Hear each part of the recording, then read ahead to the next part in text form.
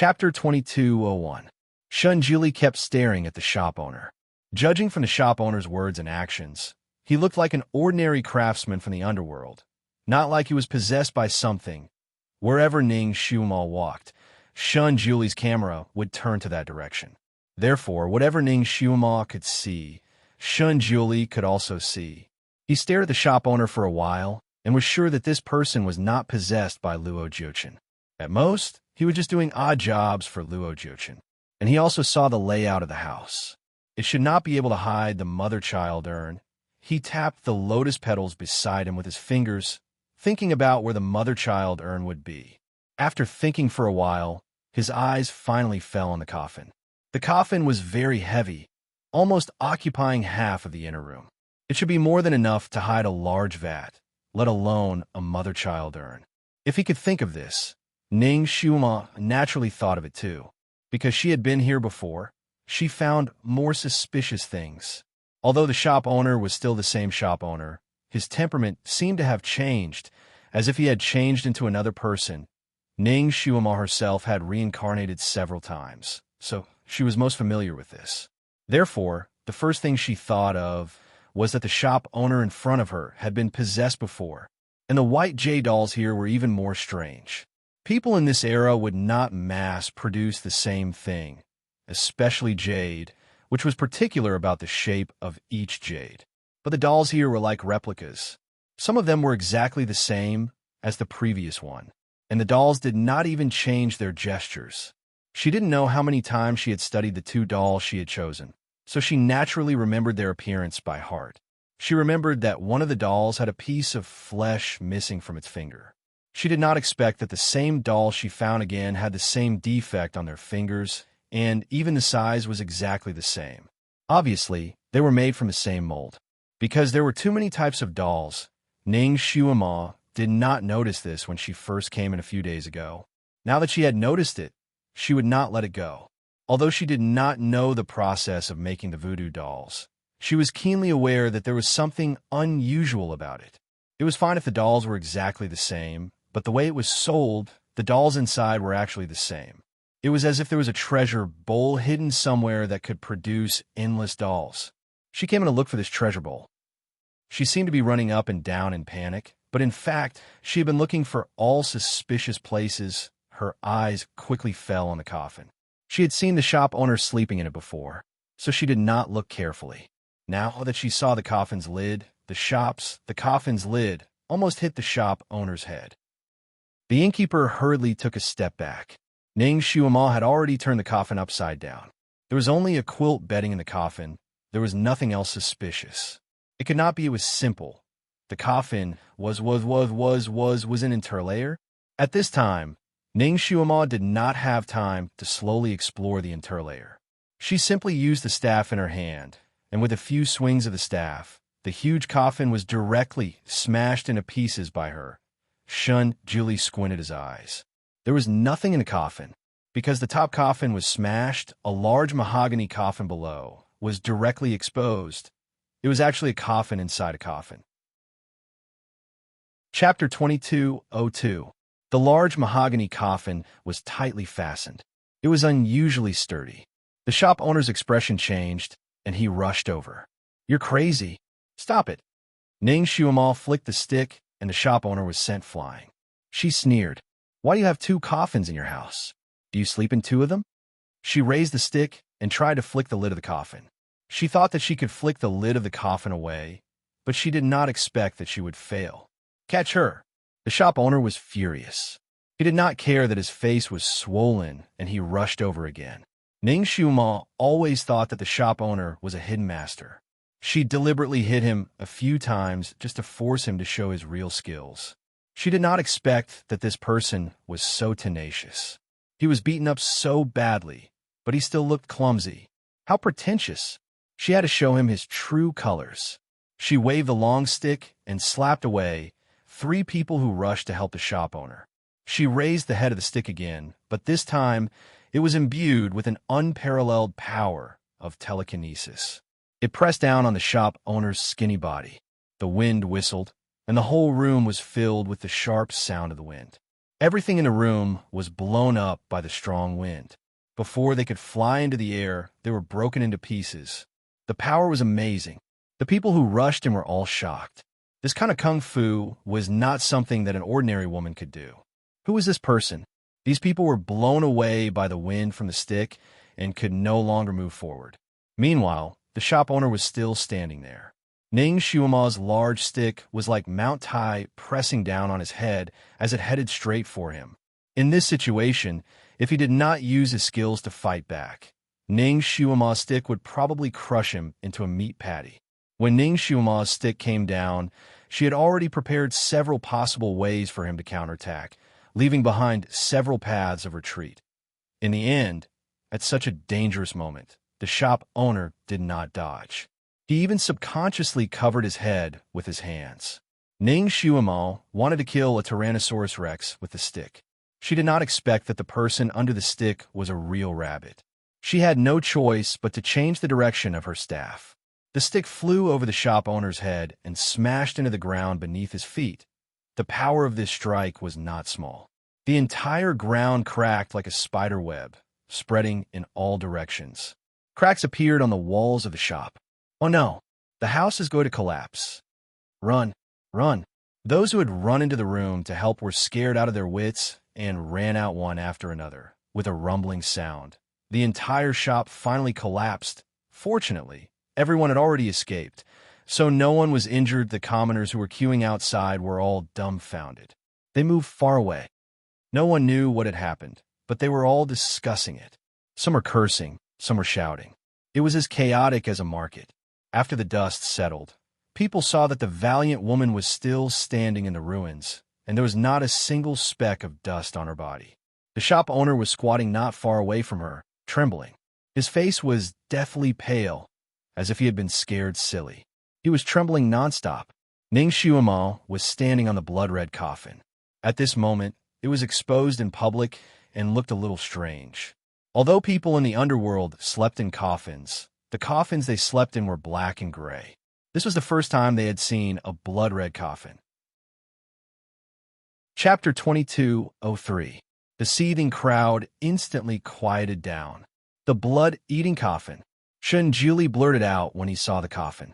Huh? Shen Yinma's eyes widened in confusion. The coffin is made with blood as a sacrifice.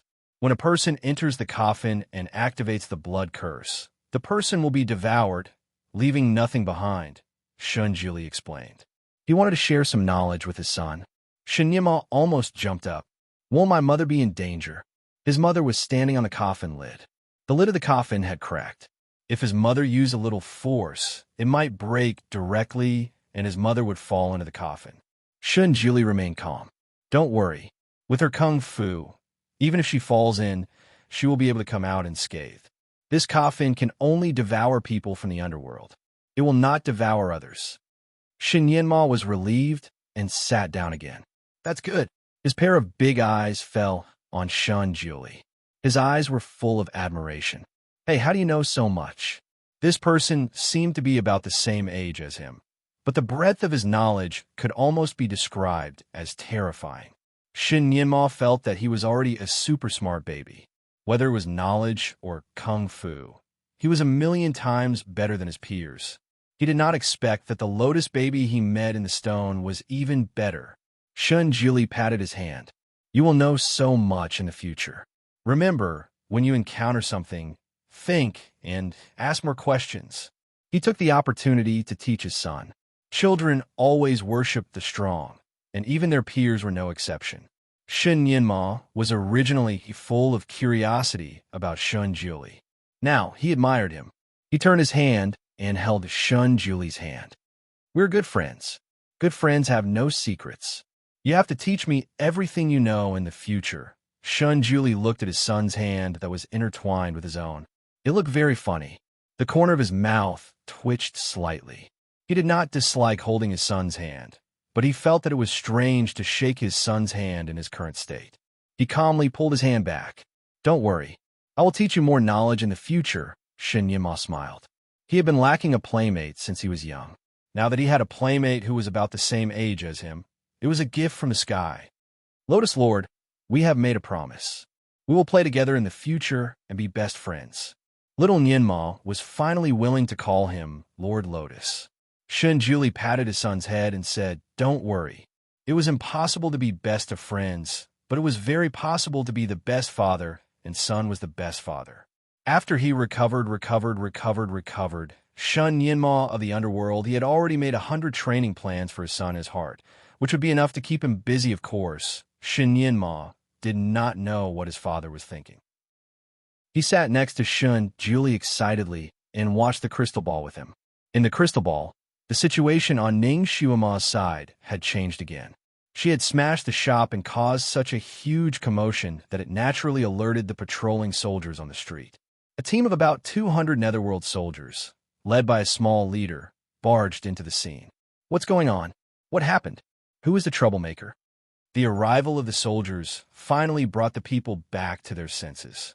In an instant, the crowd was agitated and began to complain about Ning Shuama's crazy behavior of smashing the shop. Chapter 2204. There was a lot of noise at the scene. "Sir, this crazy woman destroyed the jade shop." "Yes, she's too crazy. She destroyed the shop just because we didn't let her choose the dolls. Now that all the dolls in the shop are destroyed, we can't buy any more. It wasn't easy for us to have such a hope, but it was destroyed by this woman again." Yes, she probably didn't want us to buy the protection dolls. Her motive is terrible. This person definitely has bad intentions. Could she be the devil who stole our children? Is she afraid that if our children buy the protection dolls, she won't be able to do it again? A person's ability to divert their thoughts was very strong. As these people talked, they gradually pinned the crime of child theft on Ning Shuama's head. The leader looked at the collapsed jade shop, and then looked at Ning Shuama, who was still standing on the coffin lid. He shook his head and ordered the soldiers beside him. "This woman's actions are suspicious. Take her down." The soldiers surrounded Ning Shuama in a flurry. Ning Shuama's eyes flickered slightly. She didn't open her mouth to explain. Now was not the time to explain. She only did one thing. She pulled out a long whip out of nowhere. A few minutes later, the 200 soldiers, along with the leader, all fell to the ground. They were all lying on the ground in a mess. Every one of them had their acupoint sealed and could no longer move. All the onlookers were stunned and stepped back. This woman's kung fu had reached an unimaginable level. Who exactly was she? With her kung fu, it was possible for her to slaughter the entire city. The shop owner also blended into the crowd silently and wanted to escape with the crowd. Ning Shuama raised her long whip and coiled it around his waist. With a bit of strength, she pulled him back. The shop owner was so scared that his face turned pale. He stuttered, "What are you doing? Let me go. You destroyed my shop, and you still want to kill me to silence me?" Ning Shuama was too lazy to talk nonsense with him. She only said, "I'll deal with you later." At this moment, there were many patrolling soldiers in Nether City. With such a big commotion, it soon attracted their attention. 7 or 8 groups of soldiers rushed over. Everyone liked to watch a good show. The chaos here naturally attracted more people to gather here. More and more people gathered around, and the crowd became denser and denser. "Mother, what are you doing?" Shin Yinma was puzzled. Why did his mother not open the coffin and destroy the things inside? Why did she stand there and wait for someone to catch her? She's trying to create a sensation. Shinjili could guess what Ning Shuama was thinking. Little Nianma still did not understand. Shun Julie's gaze was fixed on the crystal ball, and a smile slowly blossomed on his lips. "Your mother is very smart." Although little Nianma was still confused, he felt happier when someone praised his mother than when he was praised himself. He proudly said, "Of course, my mother is the smartest woman in the world. No one can be compared to her." In the hearts of children, their parents were always the best. Therefore, Shunjili was not surprised when little Nianma said so. He smiled gently and asked his son, "What about your father?" Shin Nianma was stunned and raised his head. "My father is the smartest man in the world, but unfortunately—" "What's a pity?" Shunjili asked casually. Chapter 2205. Unfortunately, He is no longer here. Shinyama lowered his head. Shunjili paused for a moment. Didn't you say that he will come back? Perhaps he will come back soon and return to you and your mother. Shinyama pursed his lips. In front of his friend, he could not help but want to tell the truth. My father may not be able to come back. Shunjili was puzzled. Why do you say so? Shinyama lowered his eyes. My mother told me that my father had gone to a faraway place to practice and would come back in the future. At first, I believed her. However, later on, I found out that my mother was only worried that I would be sad, so she comforted me. How did you find out later on? Shunjili did not change his expression. After my father left, my mother returned to the Mo palace as if she had lost her soul. Although she tried her best to be normal in front of me and make me happy, I often saw her in a daze when there was no one around. In her dreams, she would call my father's name and ask him not to die. Shunjuli's fingers trembled slightly. It was the first time he heard Shinyama talk about this. He did not speak and listened to Shinyama. Later on, my mother went to the underground to look for Mother Earth. I secretly heard by Zay and the others talking about it. They said that my mother was looking for Mother Earth to find a way to revive my father. She was fine when she went, but when she came back, she was injured and almost died. She mumbled in her coma, I can't die. What will happen to my son if I die? She also mumbled, I'm so tired, Julie. I don't want to hold on anymore. Why did you leave me? I would rather die with you. Shinyama sniffed and told him all the secrets he heard at that time. At that time, I knew that my father would never come back, but I did not dare to show it. I was afraid that my mother would be worried about me. I knew that she had been living for me, so I desperately relied on her and tried my best to stay by her side. My mother actually died a few times, but I always stayed by her side. I was afraid that she would really leave me. Shunyanma's voice began to choke. My father is really gone. Otherwise, if he saw the suffering that my mother went through, he would definitely come to her regardless of everything. However, he did not. Not even once. My father didn't appear when Luo Jiochin forced her to severely injure her. He didn't appear when my mother and I were chased out of Fantion Palace by Luo Jiochin. He didn't appear when she was wrongly imprisoned in the immortal world's prison and mysteriously executed. He didn't appear when I was almost killed by the Celestial Emperor and the Four Realms. My father once said that my mother and I were the most important people in his life, but our lives were hanging by a thread several times, and my father didn't appear. Shunjuli's face turned slightly pale. He didn't know that Shiwama and his son had suffered so much after his death. He also finally understood the main reason why Ning Shiwama desperately wanted to come back after transmigrating. His fingers slowly clenched. The Sky Emperor and Luo Jiochin. He would make these two pay with their blood. Little Nyenma continued. Therefore, my father must be dead.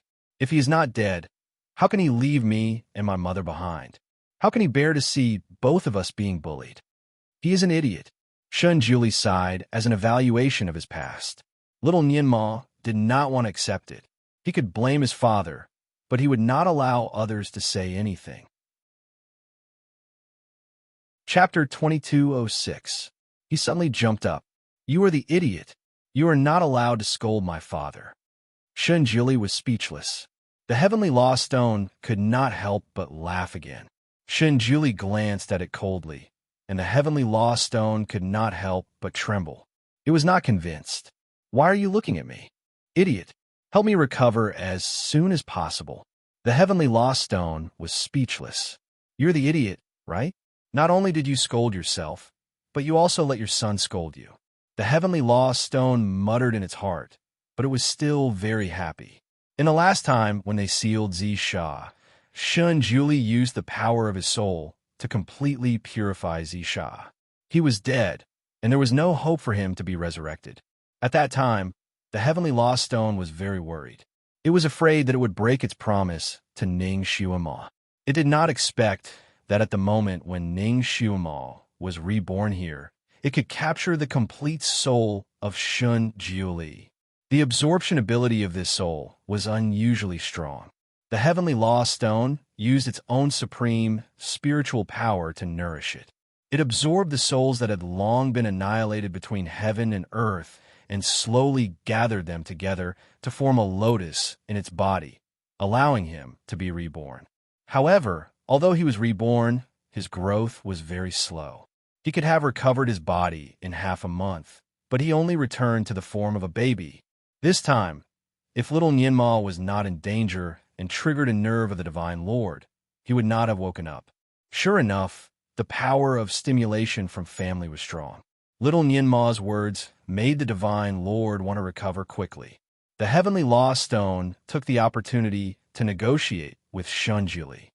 I can help you recover as soon as possible, but you have to provide me with a blood-red crystal.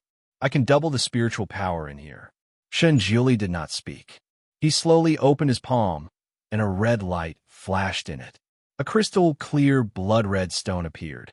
The Heavenly Law Stone was speechless. Shin Yimal looked at the stone curiously. This stone is very beautiful. It is much more beautiful than the white stone. Heavenly Tao Stone. It had no time to quarrel with the father and son. With a little force, the blood-red stone flew directly from Shunjuli's hand and landed on a crystal. Then, the color of the blood-red stone faded at a speed visible to the naked eye. In the end, it was reduced to dust. The crystal in the crystal cave seemed to have absorbed enough energy. Its color became brighter, and the light waves inside it flickered even more intensely. Even Shun Nianma could feel the surge of energy inside. Shun Juli glanced at the image displayed on the crystal ball. Ning Shuama was still standing on the coffin. Around her, the soldiers were lying on the ground. The rest who could still stand were hiding far away, not daring to come close. More and more soldiers arrived, and the titles of the generals leading them also increased. All the citizens of Nether City were alarmed by this incident. People were jostling and jostling as they rushed over. Looking from the crystal ball, they saw a sea of black heads. After Ning Shuama defeated a large number of soldiers from the underworld, most of them did not dare to come forward. They only stood at a distance and shouted. Ning Shuama did not explain. She only said one sentence. Go and ask your King Yama to come here. When she first said this sentence, the leading soldiers laughed loudly at her. They laughed at her for not knowing her own strength and wanted to see King Yama without knowing her own strength. Then, the leading soldier insisted that Ning Shuama was the thief who stole child. He ordered the soldiers to shoot arrows as if he wanted to turn her into a hedgehog. Chapter 2207. The rain of arrows was like a swarm of locusts flying toward Ning Shuama. Ning Shuama did not even move. Instead, she twirled her long whip. In the blink of an eye, all the arrows were deflected by her long whip. All the arrowheads were gone, and the long arrows that had lost their arrowheads all flew back and hit their owners. Thus, the archers fell to the ground. Her move shocked all the citizens and the soldiers. Finally, someone rushed to report to the Netherworld King. Mother is so cool. Little Nianma was excited. He then turned to ask Shun Juli, Isn't my mother cool? Shun Juli closed his eyes to rest and ignored him. Little Nianma touched his nose and turned to look at the crystal ball again. He did not want to miss any scene. Perhaps because they had been together for a long time, little Nianma did not notice that his companion had grown taller. Dark clouds were surging in the distance, and a shout came from afar. Hades is here! Hades is here! The people of Hades City knelt on the ground to welcome their king. Among the people who knelt, Ning Shuama, who was standing on the coffin, stood out like a crane in a flock of chickens. Hades was riding on a black tiger. The roar of the black tiger made the surrounding people kneel on the ground and shiver. Hades was accompanied by many guards and ministers. Each of them was riding on a ferocious beast. It was a big group of people with great power. These people had their own power. Even if they were walking on the road, they were still very impressive. The people on both sides of the road could not lift their heads. At this moment, the invisible power generated by Hades and the high-ranking officers was pressing toward Ning Shuama, who was standing on the coffin. If it was someone who was slightly weaker, there was no need for the Nether King to speak. Just this pressure alone was enough to make people bow their heads and kneel, trembling in fear. However, Ning Shuama just stood there casually with a trace of a lazy smile on her lips. It was as if she didn't feel the strong pressure coming from the other side. The officer next to Hades shouted at Ning Xiuma, "Who are you?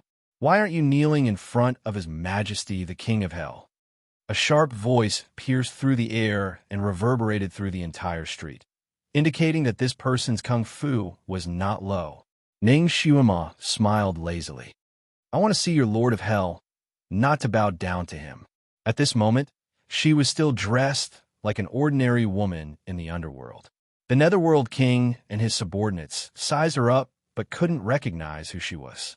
The Nether King had obviously heard about her on the way here. He asked in a deep voice, "Where did this woman come from? Why did you destroy a jade store? Why did you kill so many soldiers?" While he was speaking, the masters of the underworld had quietly spread out and surrounded Ning Xiuma. Ning Xiuma didn't seem to notice the soldiers surrounding her. She smiled faintly. "Kill or injure? I did injure them, but killing them, I won't admit to this crime."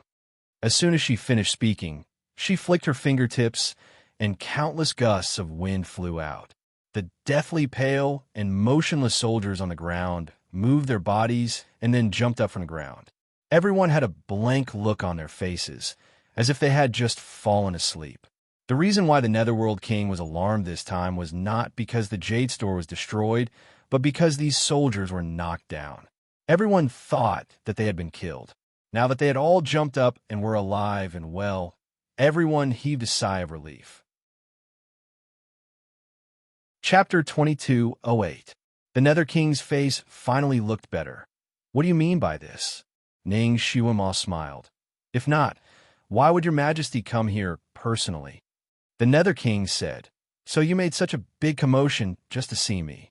Now that you have seen me, can you tell me your purpose?" Ning Xiuma said, "I wonder what your Majesty thinks about the people losing their children." The Nether King frowned. "I have sent people to investigate this matter thoroughly. Have you found anything?" The Nether King's eyes were sharp. "Maybe I have found something." Ning Xiuma raised her eyebrows. What do you mean? You found a mastermind behind this? Who is it?" The Nether King sneered. "Far away on the horizon, right in front of you." Ning Xiuma smiled. "So your Majesty is suspecting me. If you suspect someone, you need evidence. I wonder what evidence your Majesty has to prove that I am the mastermind behind this?" A minister beside the Nether King couldn't help. "You still don't admit it? If you're not the mastermind behind this, why did you destroy the jade shop?" Ning Xiuma crossed her arms. "How is destroying the jade shop related to losing children?" The minister sneered. "You know that the white jade dolls sold by the jade shop are protective dolls. Buying these dolls can prevent the children from being lost. You are afraid that all the children in the city will have such dolls, so you will not be able to get your way.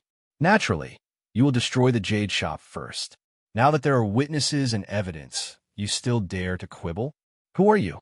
You must have a sinister motive for doing this. You want the people of the Netherworld to have no descendants. Your intention is worthy of death." The minister was eloquent. His words had already pinned countless labels on Ning Xiuma. Ning Xiuma ignored the minister and turned her gaze to the Nether King. "Your Majesty also believes that the dolls in the jade shop are protective dolls?" The Nether King choked. After all, he was recuperating in the palace. He only heard a little about this matter and didn't take it to heart. Now that he heard Ning Xiuma's question, he couldn't answer. It is said that the children who bought these dolls were not lost. Your Majesty, it's true. The children who bought dolls were all safe and sound at home. Even if they ran around the streets, they wouldn't get lost. However, many of the children who didn't buy dolls suddenly disappeared. Someone in the crowd shouted, That's right. The kid from old Zhang's house next door had this doll. That kid didn't go missing. My son was playing with him, but he went missing." Someone echoed loudly, Yes. Mine is the same. My daughter used to play with Juer on the streets. My daughter suddenly disappeared, but Juer was still fine. At that time, Juer was hugging a white jade doll. Right. More and more people echoed in the crowd. This proved that the white jade doll was indeed a guardian doll. With so many witnesses, it was even more certain that the white jade doll was the guardian doll. The Nether King nodded slightly. His gaze landed on Ning Xiuema. What do you have to say now? Ning Xiuema did not bat an eyelid. Very good. Then are most of the parents who lost their children here? Come out first. I have something to ask you. Those who lost their children were filled with grief and indignation. At this moment, the Nether King was here to support them. Hence, they weren't afraid that Ning Xiuema would play tricks on them. They all stood out. These people who lost their children were filled with grief and indignation. Now, they indeed suspected that Ning Xiuema was the thief who secretly stole their children. Chapter 2209. These people had long been filled with grief and indignation after losing their children. Now that they suspected that Ning Xiuema was the child thief, they were naturally filled with righteous indignation. If it weren't for Ning Xiuema's profound martial arts, they would have thrown rotten eggs at her on the spot. Ning Xiuema ignored their murderous gazes and said coldly, "Before your children were lost, did they play with the children who held the white jade dolls?" After she asked this question, the crowd fell silent. The parents of the children came from all over the country and didn't know each other. However, at this time, they almost spoke in unison. "Yes, my child was like this. My child was like this too. My daughter," people spoke one after another. Among the 58 parents who lost their children, 9 out of 10 admitted this. The parents who didn't admit it didn't know who their children played with before they were lost. Ning Xiuema looked at Pluto with a faint smile. "Your Majesty, what do you think after hearing this? Do you still think that those white jade dolls are protective dolls?" Pluto looked at the minister in charge of investigating the case. "Is this true?" Sweat rolled down the minister's forehead, and he nodded. I have already investigated it. It is true. However, I have also investigated the children who held the white jade dolls. They were all children of normal and good families. There was nothing wrong with them. Moreover, they played with many other children. Those children were not lost. It was just a few that were lost. Pluto wasn't really confused.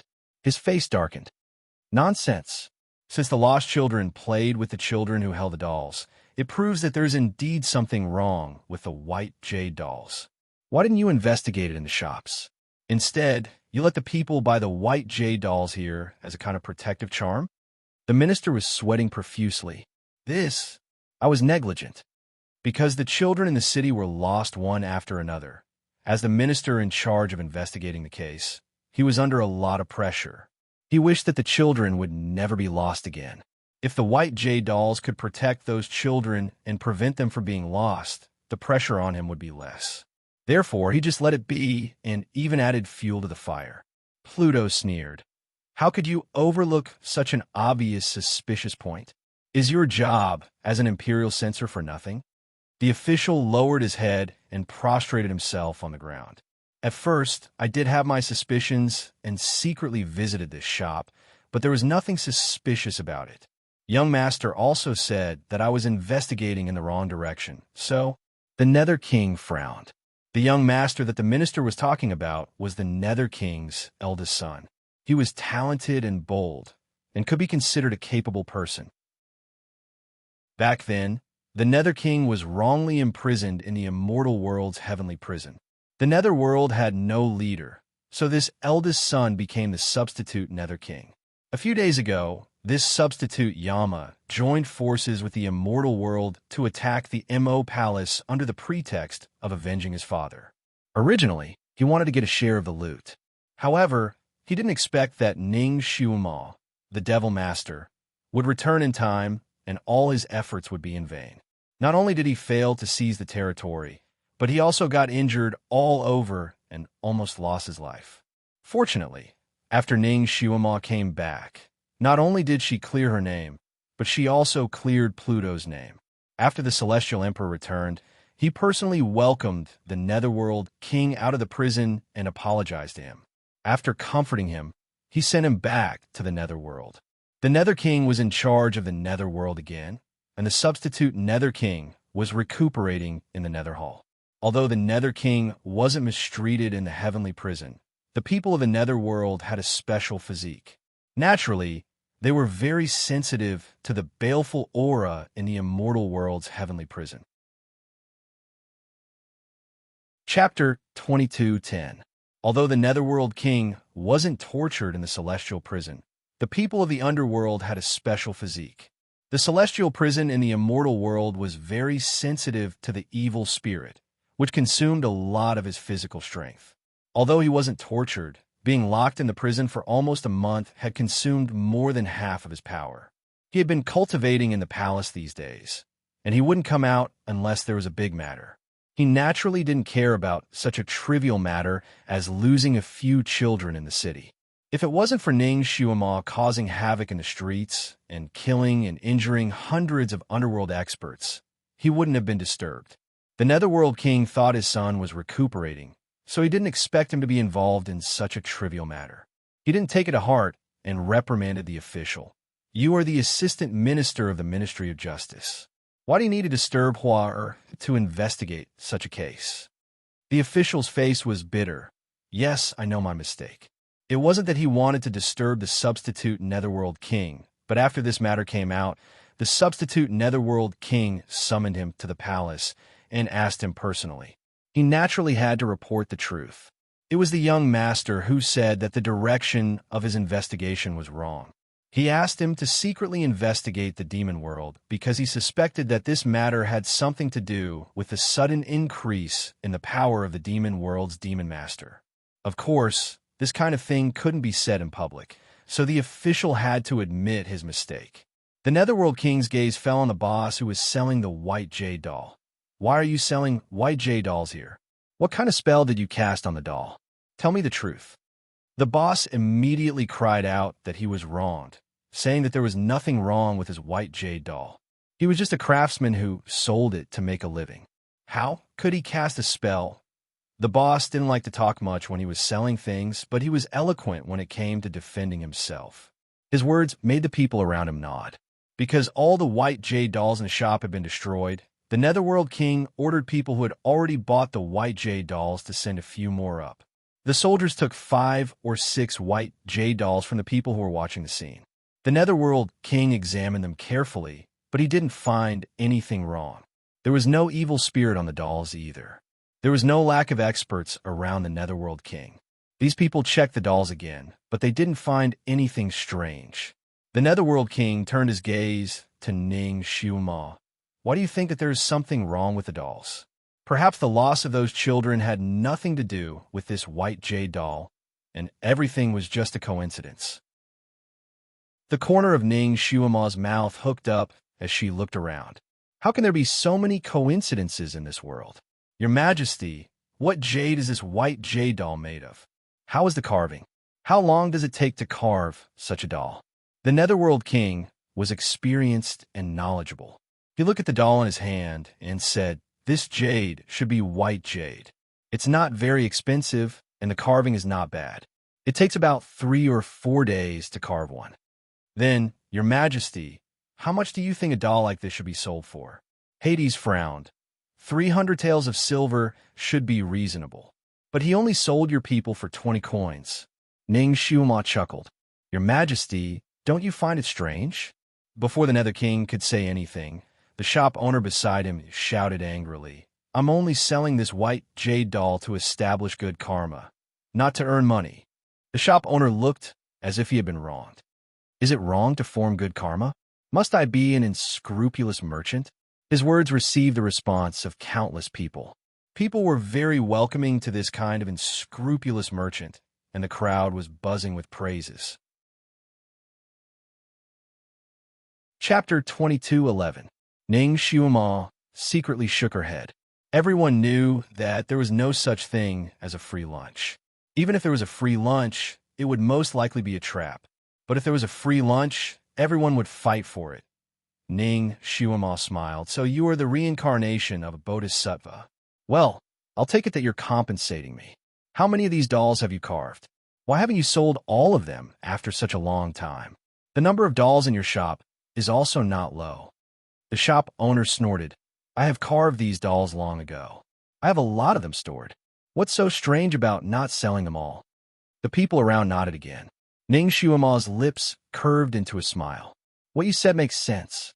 Then let me ask you, did you make this white jade doll?" The shop owner's eyes flickered slightly. but he raised his head. Of course, I'm a famous jade carving master. Then, how long does it take you to carve these dolls? You have sold more than 4,000 white jade dolls, right? It takes 3 to 4 days to carve a doll. Just take it that you're a fast worker. 3 days is enough. It takes more than 10,000 days to carve 3 to 4,000 dolls, which is more than 30 years. You look like you're only 30 years old. Have you been working hard for this charity since you were born? The shop owner was stumped by the question. He paused and said, "These white jade dolls are not made by me alone. I used to have a jade carving workshop, and I employed many jade carving masters. Where are those jade carving masters now? Can you call a few of them to testify for you?" Ning Xiuema pressed. The shop owner's forehead was covered in cold sweat, and he said proudly, "That workshop has long been dissolved, and those jade carving masters have also left. Where can I find them to testify?" That's really unfortunate, but it doesn't matter. Although the workshop has been dissolved, the jade carving masters will not go missing. You should know their identities and origins. Then you can name a few of them and let His Majesty Pluto send people to find them. The shop owner's forehead was covered in more cold sweat. They're not from the underworld. Even if they're not from the underworld, the 6 realms are still connected. With His Majesty Pluto's means, it should be easy to find a few famous jade carving masters in the 6 realms. Isn't that right, Your Majesty? The Netherworld King nodded. He was confident about this. That's right. Why don't you tell me? I will send someone to investigate and ask. The shop owner's eyes flickered. He made up his mind and named a few jade carving masters. However, they were all unknown and lived in a very remote place. Even if the Netherworld King investigated according to the map, it would still take 4 to 5 days. The Nether King didn't hesitate and immediately sent people to investigate. Ning Xiuema sighed. There's no need to check. It must be fake. The Netherworld King naturally asked for the reason. Ning Xiuema said, "Your Majesty, please find a few local jade carving masters. I have something to ask them." Of course, there were jade carving masters in Nether City. There were a few in the crowd, and they were even experts. After getting Nether King's permission, they all stood up and walked into the circle. Ning Xiuema glanced at them. "How are your jade carving skills?" Before those people could speak, someone shouted from the side, "They're the most famous jade carving masters in the city. Their craftsmanship is naturally excellent." Everyone agreed. It could be seen that these people were somewhat famous in Nether City. Ning Xiuema only asked them one question. "Masters, when you make jade carvings, can you carve exactly the same thing? Not the slightest difference?" Chapter 22:12. The jade carving masters looked at each other and shook their heads. It's possible to carve a similar one, but it's too difficult to carve an identical one. That's right. Even if you can carve an identical one, every piece of jade has a different quality. It's impossible to be identical. Even if you copy it, you can't do it. There's always a slight difference in size. Ning Xiuema smiled. Then, what if there's an identical one? The jade carving masters shook their heads. Impossible. It's impossible. Ning Xiuema chuckled. But this shop owner did it. I found the exact same doll in this shop. Ning Xiuema took out 4 dolls. 2 of them were wearing red doo-doo, and the other 2 were wearing blue doo-doo. Everyone, take a look at these 4 dolls and broaden your horizons. The 4 dolls were passed around by the jade carving masters. Finally, they were passed to the Netherworld King. Everyone was astonished. They were too similar. Even if they were cast from the same mold, they wouldn't be so similar. There wasn't a single difference. Everyone looked at each other and finally looked at the shop owner. The Netherworld King said in a low voice, "What do you say now?" The shop owner gritted his teeth and said, "These dolls aren't mine. This woman made them casually." After all, these dolls were taken out from Ning Xiuema, so his explanation was reasonable. Ning Xiuema smiled again. "You're really good at quibbling. I clearly bought these dolls from your shop, but you don't want to admit it. It doesn't matter. It seems that you won't give up until you reach the Yellow River." She glanced at the crowd. "I believe that many of you have bought dolls. Why don't you take them out and see if there's anything similar?" Because the commotion caused by Ning Xiuema's actions wasn't small, it attracted the attention of many people. As a result, There were countless people who had already bought their dolls. Some of them even brought their dolls with them and took them out one after another. Of course, because it wasn't easy to buy them, no one wanted to be confiscated. They only let their children hold them and stand at the front of the line. The soldiers went to check them one by one. After checking 700 to 800 of them, they finally found 2 identical ones. After comparing them together, they were indeed exactly the same. The Nether King's gaze landed on the shop owner again. His gaze was sharp. What else do you have to say now? How did you get this jade doll that looks exactly the same? The truth was right in front of his eyes. The boss was tongue-tied and couldn't defend himself. The occasional similarity is purely a coincidence. At this point, no one believed the boss's words. The Nether King said angrily, "You still dare to lie?" The shopkeeper threw caution to the wind and said, "Your Majesty, even if this commoner's dolls are completely similar, they have never harmed anyone. On the contrary, they have saved people. Those who buy this commoner's dolls are all safe, aren't they? Why does your Majesty need to ask this commoner how these dolls were made?" The Nether King frowned. There must be a reason behind this. Although the child who owned the doll didn't go missing, the other children who played with him went missing. Who knows if you didn't cast a strange spell on the doll to make the other children lose their minds and be abducted? Your Majesty, this is all your speculation.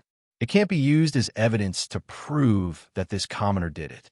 The Nether King said, "Then how do you explain why these white jade dolls look exactly the same? Since you're innocent, why are you afraid of telling the truth?" Chapter 22:13. The shop owner was stunned.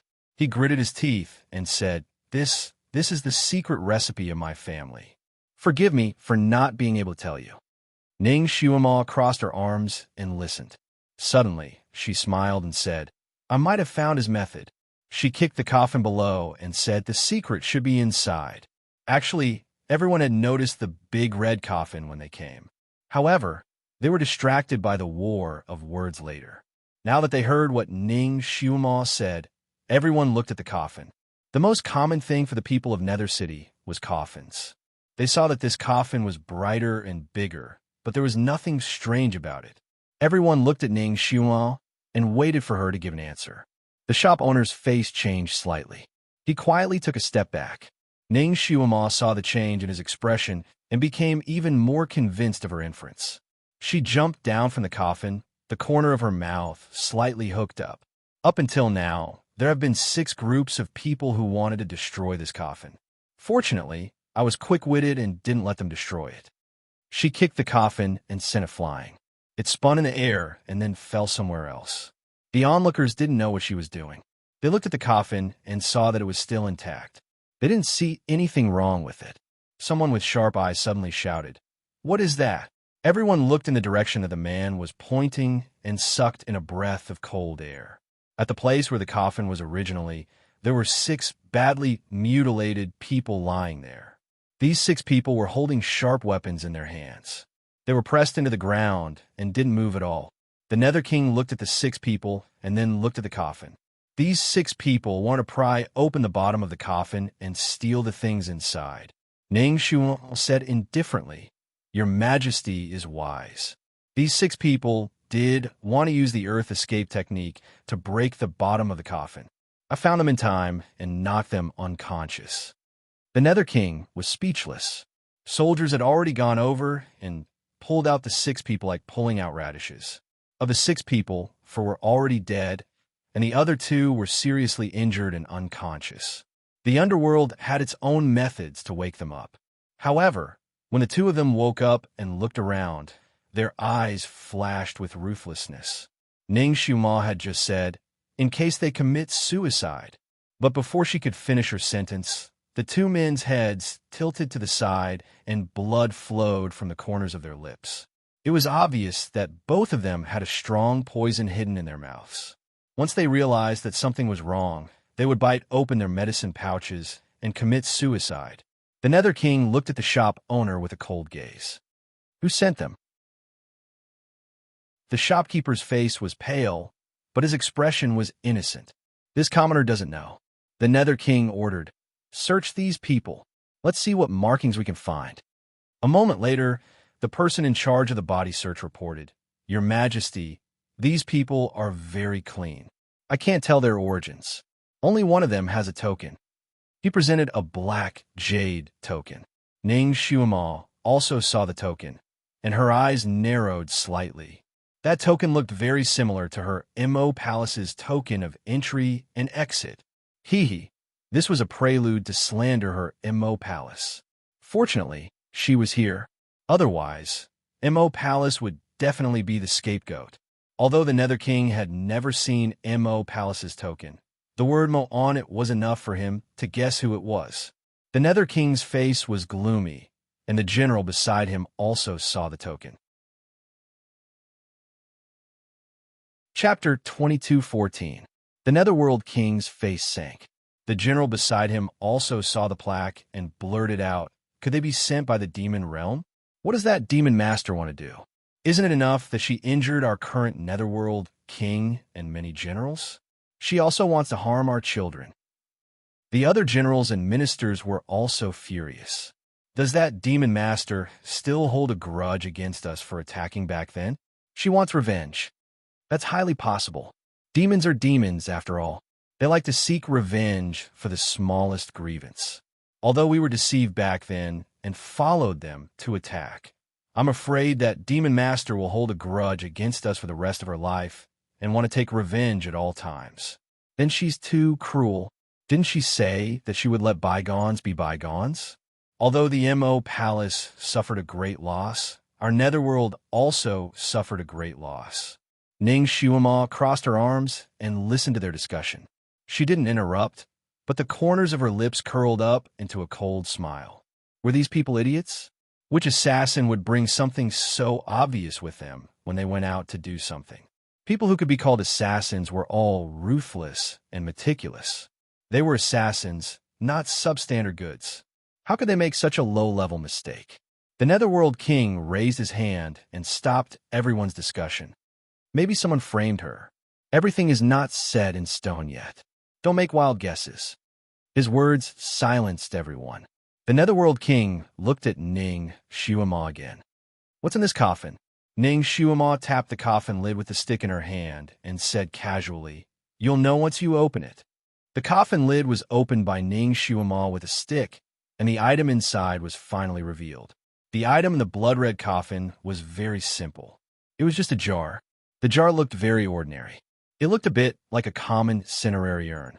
The only difference was that it was bone white and looked very dull. "What's this?" The Netherworld King looked at the shop owner. The shop owner said, "This is the cinerary urn of my wife. My wife and I had always loved each other. She passed away before me. I was very reluctant to part with her, so I sealed her ashes in this jar and placed them in the coffin. They've been with me ever since." He made up a very smooth lie. Ning Shuama sneered. "So this is your beloved wife's ashes? What is the meaning of the blood coffin?" This commoner's wife loved to wear red when she was alive. This commoner is only helping her fulfill her wish. Ning Shuama chuckled. "Is that so?" She lowered her head and looked at the inconspicuous jar. "It does look like an urn. I just don't know if there are any ashes inside." She reached out to grab the jar, but the shopkeeper rushed over. "Don't disturb her." His eyes were filled with anger. "The dead should be respected.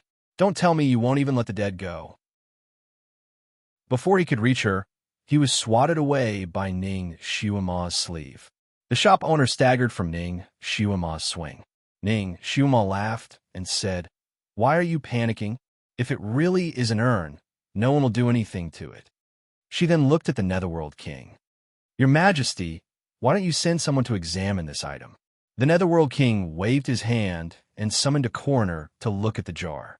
The coroner went forward and bent down to pick up the jar. He first shook it, then shook it. He opened the jar and sniffed it. Then he reported, "Your Majesty, this jar doesn't contain ashes. This jar seems to be made from bones."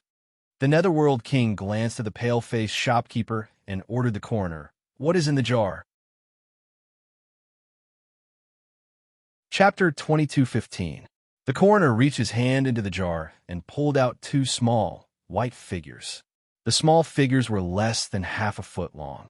They looked like the skeletons of a bony fetus, but they were jade-like. "What are these?" the Nether King asked. The shopkeeper opened his mouth and tried his best to lie. This is this commoner's unborn child. This commoner's wife died in childbirth. The coroner couldn't stand it anymore. He slapped the shop owner and said, "There are 10 skeletons of these children in here. They all died in your wife's womb. Is your wife a pig? Why are you still lying to me? 10 skeletons like this?" A jar made of ashes with 10 skeletons of fetuses in it. Everyone knew that this situation was very strange. This jar was probably a super evil item.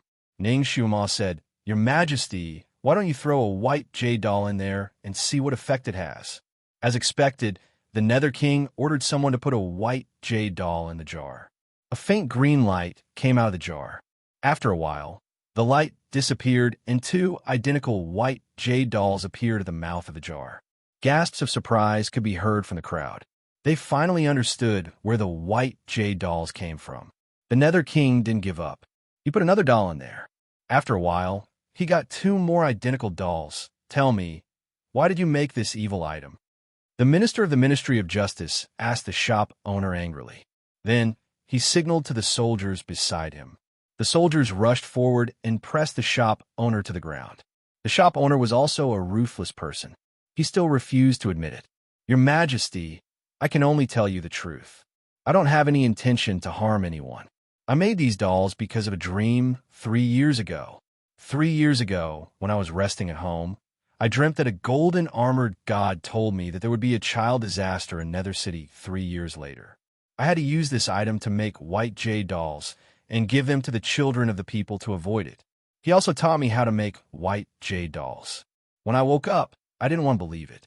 However, when I saw the jar that the golden armor god gave me, I started to doubt it. Therefore, he began to prepare those things according to the golden armor god's instructions. After testing it, he was able to replicate the white jade doll. Only then did I believe it.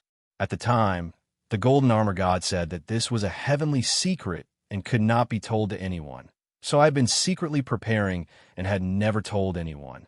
Your Majesty, look, although the origin of this white jade baby is strange, it has not harmed anyone, has it? You even saved countless children." These words were made up in such a convincing manner that he was not a villain with evil intentions, but a bodhisattva who came to save people from trouble. Unfortunately, the child who had bought the white jade doll was fine. The onlookers who had heard his nonsense were also doubtful. Those who had taken the white jade dolls from the children's hands stuffed them back into the children's hands. Even the parents who had contributed their dolls to the Netherworld King were begging for them in low voices. Some of them even wanted to put the white jade doll in their hands into the jar and make a few more copies. There were also commoners who begged the Netherworld King to release this kind and righteous shop owner. Such a good person couldn't be captured. In just a moment, the crowd was buzzing. 8 out of 10 people were pleading for the boss. Chapter 22:16. Lord Yama frowned. He was not stupid, so he did not believe the nonsense of the shop owner. However, the ordinary people were the kind of people who would grab hold of a life-saving straw when they were in danger. They would not even care if the straw was a trap. Even the soldiers who were holding the shop owner loosened up a little and allowed him to stand up. The moment the shop owner stood up, he proudly glanced at Ning Xiuma. He wanted to laugh at Ning Xiuma, but when he looked into Ning Xiuma's cold eyes, he could not help but shudder. He did not dare to scold her. Instead, he sneered. "I have a clear conscience. However, this woman came in and smashed my shop. She even framed me. What is the reason?" At this time, he began to make false accusations. Ning Xiuma frowned slightly. She did not expect the shop owner to have the ability to distort the truth. She thought that by exposing the origin of the white jade doll, she would be able to expose his conspiracy. However, she did not expect him to reverse the situation with just a few words. Unfortunately, there are not many people in the underworld who really understood the situation. They began to question Ning Xiuma's intention. In an instant, Ning Xiuma became the target of the arrows. The situation became chaotic again. Little Nyima had been watching from the crystal ball. When he saw the situation, He trembled with anger. He clenched his little fists tightly. These people are too stupid. Do they want to wait until they suffer a great loss before they believe that the white jade doll is actually a harmful thing? Shun Juli was meditating. He looked at the crystal ball for a moment and almost understood the cause and effect of the matter. He looked at Ning Xiuma. Although she stood there calmly, her little mouth was slightly pursed. Obviously, the situation was a little tricky for her. She did not think of a way to deal with it. Meanwhile, the people in the underworld were condemning her. The waves of voices were getting louder and louder. Shun Juli narrowed his eyes. A group of bastards who did not know what was good for them. His gaze fell on the blood-red coffin, and after looking around, the corners of his lips curled up slightly. He ignored the angry little Nianma and closed his eyes. He put his palms together in front of his chest as if he was meditating. However, his posture was completely different from before. A faint white light shot out from his fingertips, penetrating through the barrier of the heavenly law stone and into the ground. Little Nianma's eyes were fixed on the crystal ball, so he did not notice what his father was doing. He rubbed his head and asked, "What should we do?" "What to do?" These people were muddle-headed and didn't know what was good for them. What should they do? Mother was obviously doing it for their own good. She wanted to save their child, but instead, she was insulted and scolded by them. That Hell King is also a bastard. Could it be that he also believed the words of that lousy boss? He almost stood up and walked in circles. Where did this woman come from? Does anyone know her? Yes, this woman's origin is unknown. I am afraid that she is a spy from another world. Yes, the boss of the shop is from the underworld. He has been running the shop here for 3 to 5 years and has never done anything bad. Although the way he made these white jade dolls is strange, he did it for the good of everyone. Unlike this woman, I don't know where she came from. Yes, she tried her best to destroy these life-saving white jade dolls. She must have bad intentions. There were loud complaints from the crowd. Once there were more people, they were afraid that there would be people with bad intentions. Chapter 22:17. There were loud questions from the crowd. When there were too many people, they were afraid that there would be people who would incite them.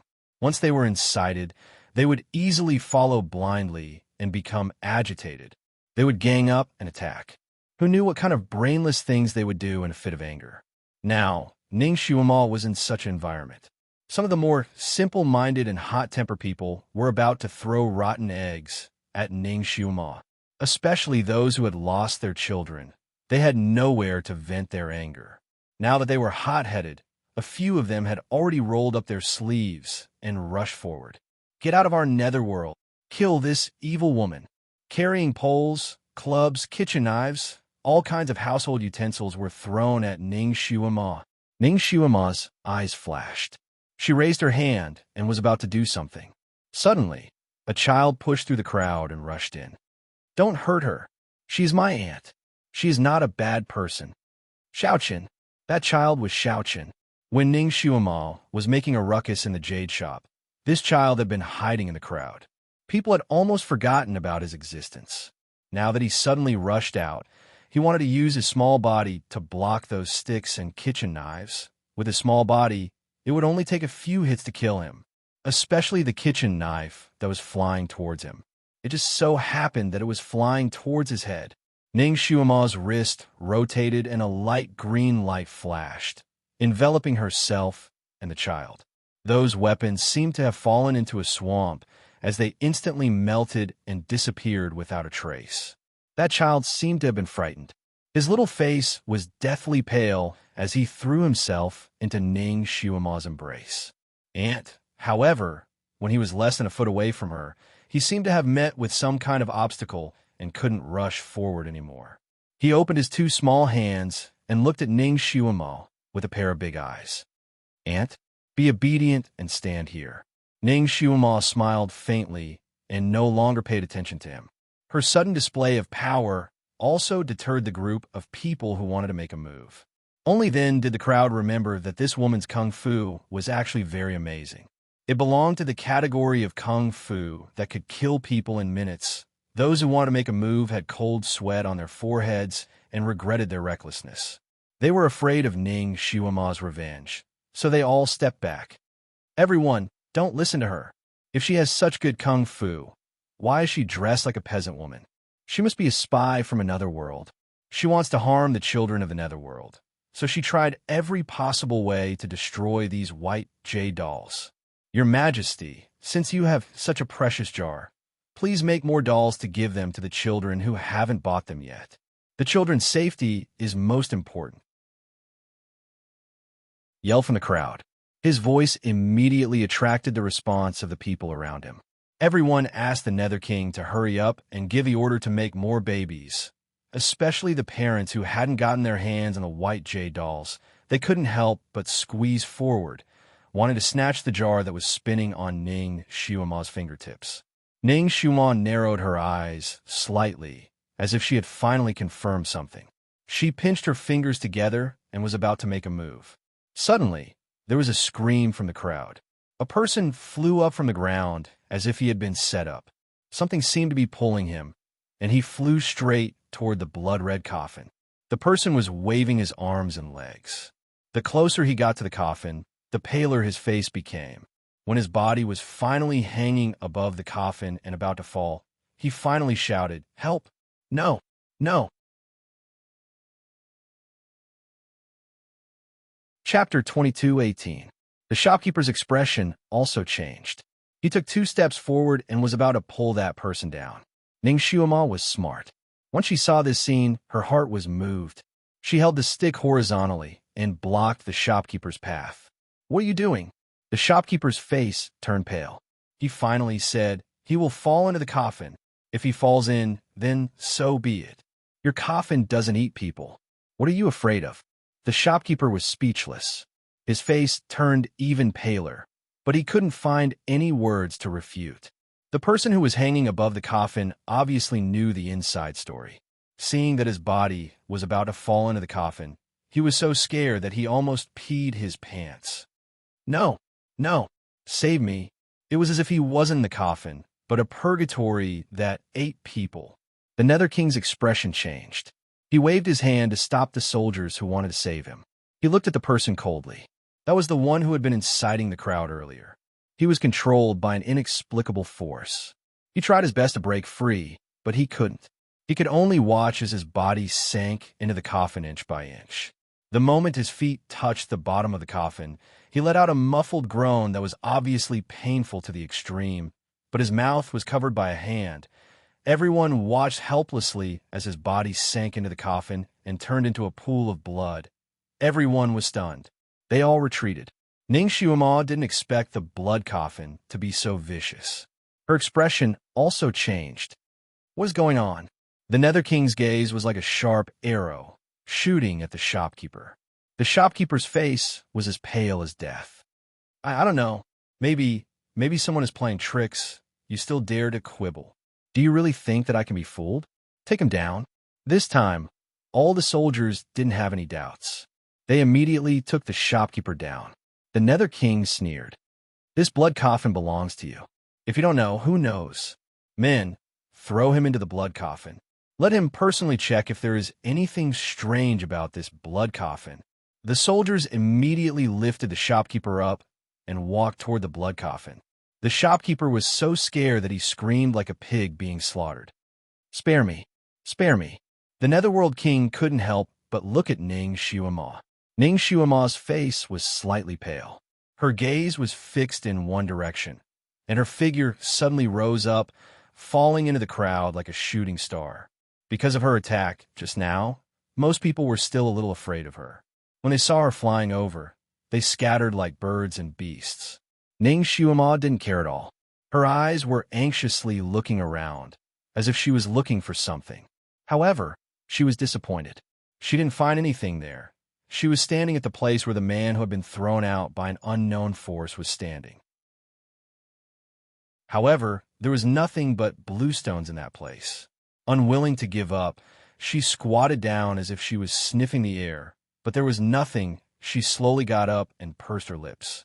Was she seeing things? The ray of light she saw when the man was thrown out was very familiar. It seemed to have come from Shun Juli. Could it be that she missed him so much that she was hallucinating? She stood there in a daze. She acted as if she didn't hear the Nether King's questions. The Nether King naturally didn't want to throw the shopkeeper into the blood coffin. He still wanted to dig out the real culprit from this person's mouth. The shopkeeper was really a hard bone to chew. At this point, he was still stubborn. Chapter 22:19. The shop owner was a tough nut to crack. Even at this stage, he was still stubborn. Your Majesty, even if the blood coffin is evil, I didn't harm anyone. The white jade doll didn't harm anyone and saved many children. Your Majesty, if you do this, the people will be disappointed. The onlookers looked at each other. Many of them were the kind of people who wouldn't cry until they saw the coffin. They also said, Your Majesty, the white jade doll didn't harm anyone. Although the method is evil, it's good for the children. Yes, Your Majesty. Don't hurt the good people.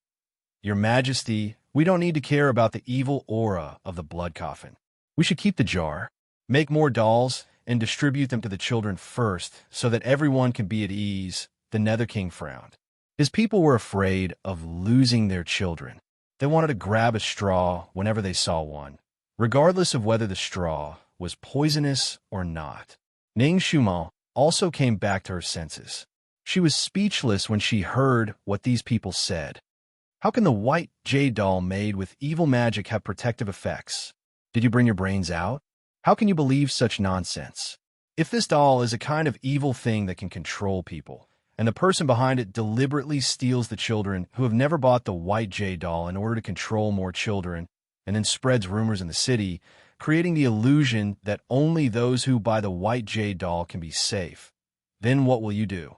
Everyone should know that some people would use a medium to control people unknowingly when they were refining sorcery or casting black magic.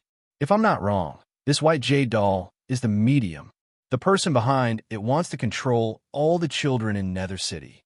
So, not only can we not make more white jade dolls, but we also want the people who have bought them to smash them and destroy them. After Ning Shumo finished speaking, even the Nether King broke out in a cold sweat.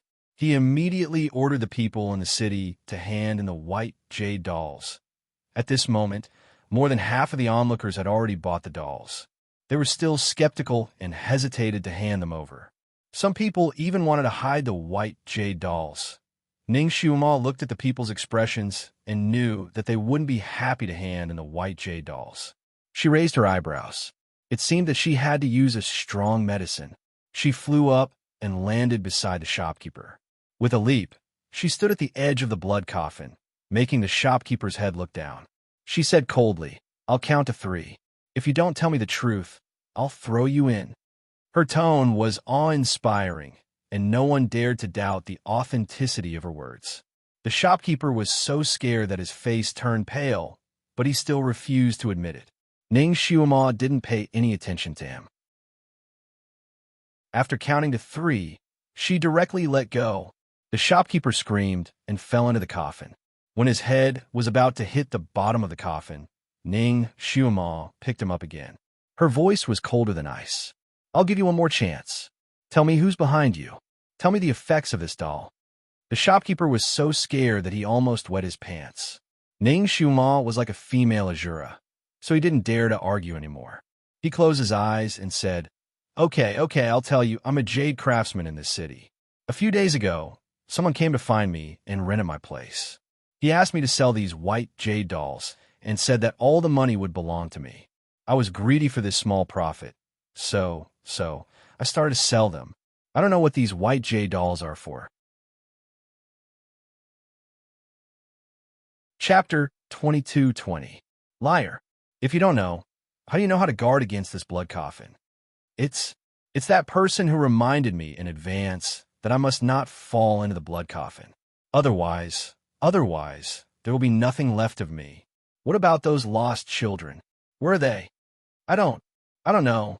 The shopkeeper's eyes flickered. Ning Shumo sneered. It seems that if I don't give you a taste of pain, you won't know your limits. Ning Shumo hid his back with her hand. The shopkeeper's body trembled violently, and he screamed, sweating profusely.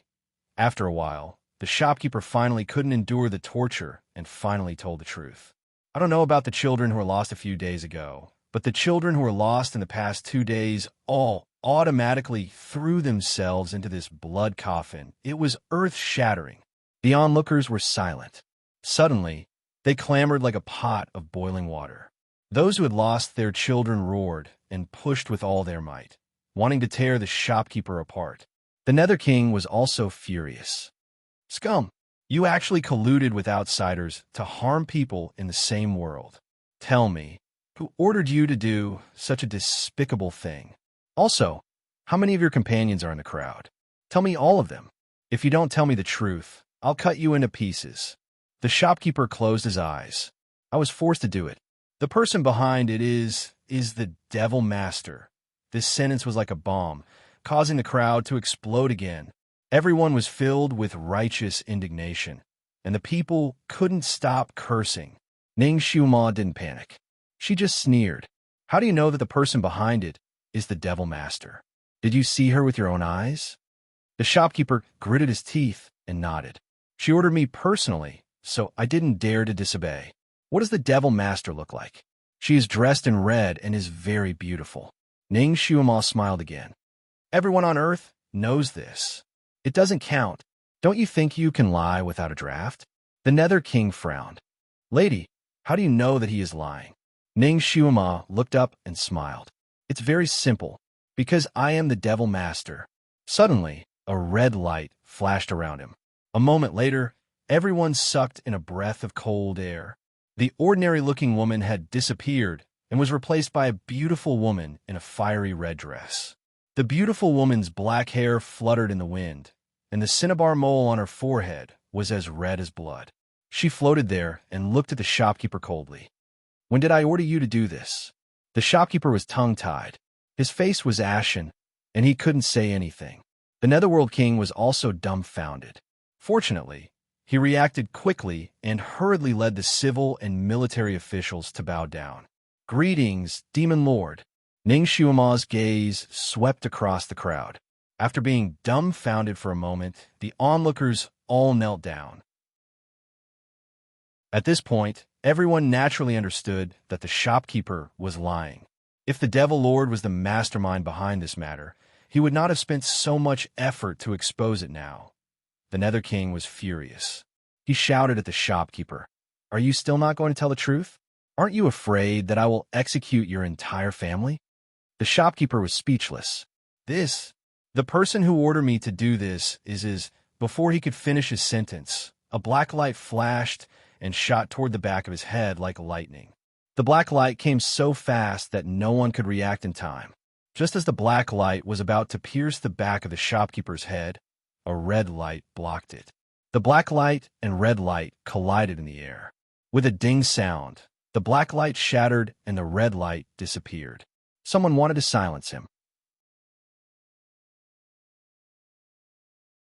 Chapter 22-21. However, the angle of the black light was very tricky. Even though there were so many pairs of eyes present, they did not see where the black light came from. If not for Ning Xiuma's quick reflexes, the shopkeeper would have died on the spot. The shopkeeper managed to survive, but he was so scared that his face turned pale. The Netherworld King had already ordered his men to investigate the origin of the black light. Ning Xiuma just smiled and said, Your Majesty, there are still a few good friends of that person hiding in the crowd. Let's ask them to come out first. From the scene just now, the Netherworld King could see that this incident was not done by one person. There must be a group. However, if he interrogated the shopkeeper now, he was afraid that he would not be able to get anything out of him. While he was thinking, Ning Xiuma had already used her long whip. There were a few screams in the crowd. After a while, 7 or 8 people were pulled out by Ning Xiuma's long whip and fell to the ground in a sorry state. Tie them up, Ning Xiuma ordered. The Netherworld King trusted Ning Xiuma very much at this moment. He ordered his men to tie the 7 or 8 people up like rice dumplings. Naturally, the 7 or 8 people cried out for their innocence. However, before they could say anything, Ning Xiuma sealed their acupoints. How do you know that this is the thief? The Netherworld King could not help but ask. Ning Shuama smiled and said, "Of course I know." She had been enduring the insults of the people just now because she wanted to find the thief. These people were too careless. They thought that they could impersonate the people without anyone noticing. However, they did not expect that Ning Shuama had already noticed them and remembered them. At this moment, they were caught with a thunderous strike. Ning Shuama was too lazy to interrogate them one by one. She smiled and said, "Among you, who is the most sensible and can tell me who is the mastermind, I will spare your life. The rest of you will be thrown into the blood coffins." The people who were tied up changed their expressions. They started to whimper, but they could not say anything. Ning Shuama continued, "I don't have the patience. I don't feel like listening to your lies and arguments. The moment I open your acupoints, whoever points out the mastermind first will be spared. As for the rest, hee hee." This chuckle made the hairs on their bodies stand on end. Ning Shuama smiled again. "I'll count to 3. You have to seize this rare opportunity yourselves." She counted one by one, making those people extremely nervous. When she counted to 3, she flicked her finger and actually unsealed those people's acupoints in a split second. Him. 6 or 7 arms pointed at one person. It was as if they were afraid of falling behind. Everyone naturally looked over as well. There was a child standing there. "Your Majesty, be careful," someone shouted. At the same time, a streak of blue light shot towards the Nether King. The speed of the blue light was too fast, and the guard around the Netherworld King didn't even have time to react. The Netherworld King's hand lightened, and the jar was actually snatched away by someone. At the same time, several streaks of black light shot towards the people lying on the ground who had confessed, nailing them to death on the spot. Ning Shuama actually had time to stop them, but she didn't do it. These people were probably that person's accomplices. The missing children were probably also their doing. They owed blood. Now that they confessed in order to survive, even if they survived in the future, they might not do good deeds. Now that they died in the hands of their master, they deserved it. And she did not break her promise. Haha. Interesting. The streak of blue light shot up to the sky and stopped in midair. Chapter 22:22. Everyone looked up and saw that the blue light was a boy in blue clothes. With one hand holding the jug, he lowered his eyes and looked down, as if he was a king overlooking all living things. This deity worked so hard to set up this trap. I didn't expect that someone would see through it so quickly. "Little Shuama, you're very smart." Ning Shuama looked up at the boy she named Xiaochen. "You're Luo Jiuchen." The boy chuckled. "That's right. However, I managed to hide it from you this time." "Little Shuama, this time you spoiled my plans again. What should I do to you? I wanted to get 30,000 hearts, but now I can only take 4,800. His palm suddenly pressed on the edge of the jar, and circles of purple light appeared in his palm. "Throw the white jade doll away. Throw the white jade doll away." Many people in the crowd began to yell. Those who were holding on to the white jade doll hurriedly threw it away. There were also experts who shouted, "Don't let him use his sorcery. Kill him." Countless magic weapons flashed and smashed towards the boy. They wanted to stop him. However, there seemed to be a barrier around the boy, and those magic weapons couldn't hit him at all. The boy laughed, and his smile was indescribably proud and sinister. "It's useless. All the children whose birth characters are carved on the white jade doll are my sacrifices. It's useless to smash the doll. Just wait for your children's hearts to fly out automatically." His words made those who bought the white jade doll pale, and some of them almost collapsed.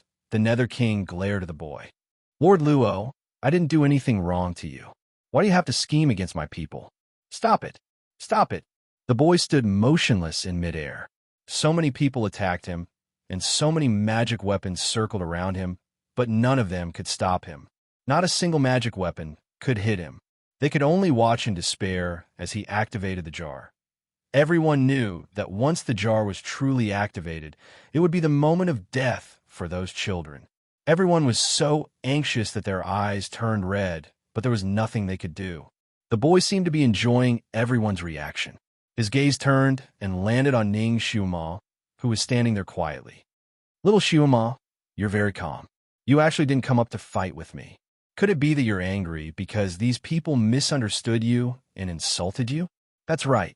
You've been trying to save them, but they don't know what's good for them. They always misunderstand you. I feel sorry for you. It's only right that you don't care about them.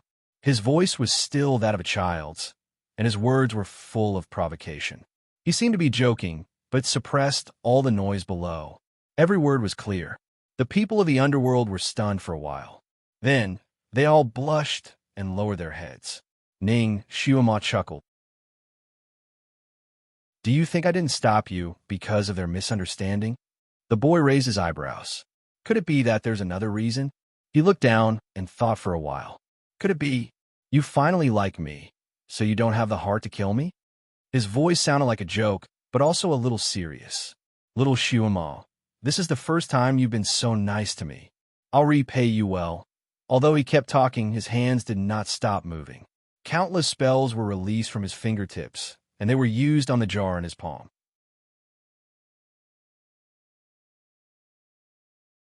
Chapter 22-23. All of a sudden, the jar lit up. The boy's eyes also lit up slightly. However, before he could reveal a happy expression, the jar suddenly broke with a pah. 10 small bones fell out of the jar and turned into dust before they hit the ground. Even the jar fell into the dust. The boy, the nervous crowd. The boy's eyes fell on Ning Xiuma's face. Did you do this? Ning Xiuma crossed her arms and looked at him, her smile unchanged. What do you think? The boy gritted his teeth. When did you break it? Why didn't I see it? Ning Xiuma's smile became fainter, and she said, Guess. The boy. When the crowd heard the conversation between the two people, they all breathed a sigh of relief. Especially those with children, they breathed a sigh of relief for a long time. It turned out that the Devil Master had broken this strange jar in advance. Otherwise, the consequences would be unimaginable. Ning Xiuma still had that indifferent expression on her face, but she sneered in her heart. Since she found this jar to be so evil, how could she allow it to be intact? After the Nether King had finished his examination, she had already secretly broken the items in the jar, causing the jar to crack slightly. If she didn't use her magic power, the jar wouldn't break, but if she used it quickly, the jar would definitely break. When she made her move, everyone's attention was on the shop owner who was being forced to confess. Her movements were so light that no one noticed. Even the Netherworld King, who had been holding the jar, didn't notice. The boy's eyes were like needles, almost nailing Ning Xiuma. Little Xiuma, I still underestimated you. The Sky Splitter sword slowly appeared in Ning Xiuma's hand. She smiled lightly. Really? I think you need to get to know me. She quickly rose into the air, her red dress fluttering in the wind, making her look like she was glowing. Luo Jiuchen, it's time to settle the score between you and me. Luo Jiuchen also smiled gently. Little Xiuma, do you think you're my opponent now? Ning Xiuma sighed. Compared to you, my current martial arts is still a bit lacking. That's why I used a little method. Luo Jiuchen suddenly had a bad feeling. What method? Ning Xiuma didn't say anything. Instead, she formed a seal with her fingers and chanted an unknown incantation. Luo Jiuchen suddenly felt his body tighten. Rays of red light suddenly shot out from the blue trousers and enveloped his entire body like a spider web. In the blink of an eye, the red light seeped into his flesh. Luo Jiuchen was tied up like a dumpling in an instant. He swayed in the air and almost fell to the ground. However, his kung fu was indeed impressive. Even after being tied up like this, he was still able to stand in the air and not fall. The other Netherworld soldiers and Netherworld General's Dharma artifacts could not even get close to him. His eyes widened, and his face was full of disbelief. You actually did something to the clothes. You recognized me at that time? Ning Xiuma curled her lips. I just had some doubts. She was not a person who believed people easily, especially at this moment. Almost every step was a trap, so she had to be more careful. At first, she didn't have much defense against this child. After all, this child didn't have any aura of Luo Jiuchen. This child was not transformed by Luo Jiuchen, but by the possession technique. It was a very special technique that no one could detect. Chapter 22-24. After talking with the child, she became suspicious, but she couldn't be sure. It was true that she had bought clothes for the child, but it was also true that she had put a binding spell on them. If the child had always been an ordinary person, then the binding spell wouldn't have been activated, and the clothes would have been ordinary and luxurious. But once the child played tricks, as long as she chanted the spell, the clothes would become a demon-binding rope. Once trapped, no matter how powerful a demon was, he wouldn't be able to break free. The demon-binding rope cut into his flesh, and Luo Jiuchen's white baby face showed a trace of pain. He looked at Ning Xiuma with watery eyes and suddenly said softly, "Little Xiuma, do you know why I didn't throw away this skin bag and return to my original body?" He looked down at the blue clothes on his body. "Because this set of clothes is the only thing you bought for me. Even if I know it's arsenic, I can't bear to throw it away." Ning Xiuma. Luo Jiuchen looked at her with a pair of deep and serene eyes. "Little Xiuma, you see, you've harmed me so many times, but I still want to treat you well. Can't you be a little gentler to me?" Ning Xiuma smiled. "Of course I can be gentler to you." The demon-binding rope had cut into his flesh, but Ning Xiuma continued to cast spells as if she was afraid it wasn't enough. The rope was getting tighter and faster. This demon-binding rope could not only bind the body, but also the demon's soul inside, so he couldn't escape easily. Luo Jiuchen had been possessed by the demon, so this thing was very useful for him. Ning Xiuma knew that his kung fu was high, so once she tied him up, she would naturally tighten it to death, for fear that it wouldn't be tight enough and painful enough. Luo Jiuchen's body was almost twisted into a fried dough twist, but he sighed softly. "What a cruel little girl. However, I'm not someone you can use this thing to trap." Speaking up to this point, his body suddenly emitted a golden light. As the golden light flashed past, the blood-red demon binding rope seemed to have encountered a strong acid and immediately turned into nothingness. He somersaulted in the air, and a human-shaped, light, golden shadow appeared above his head. The shadow swayed slightly and disappeared in the air, leaving behind a long laugh. "Little Xiuma, you are indeed capable. I like you even more now. However, I still have other plans. Take your time to savor it." Ning Xiuma's expression changed. She raised her hand and released a red light to stop him, but the shadow disappeared too quickly. In the blink of an eye, it was gone. She couldn't stop him at all. The other experts in the underworld who reacted quickly also made their moves. However, their moves were like fishing for the moon in the water. They couldn't even catch a trace of a shadow.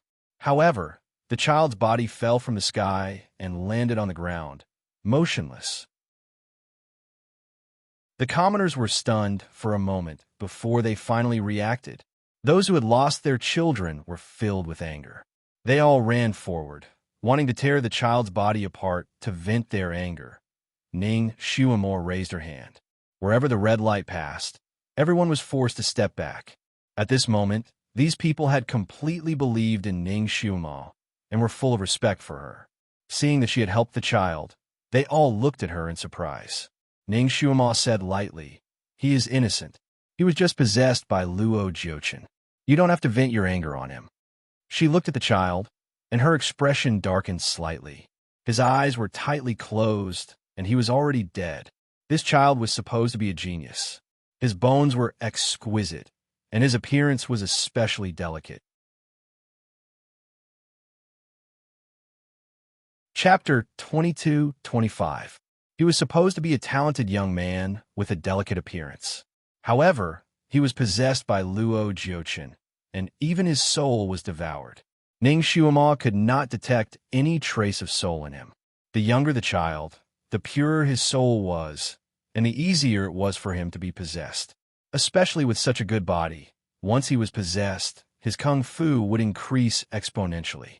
Since the child was dead, his body could not be kept, in case Luo Jiuchen used it again. Ning Xiuma simply burned it. "Hey, why is there fog?" someone in the crowd exclaimed. God, what is that? Someone else exclaimed.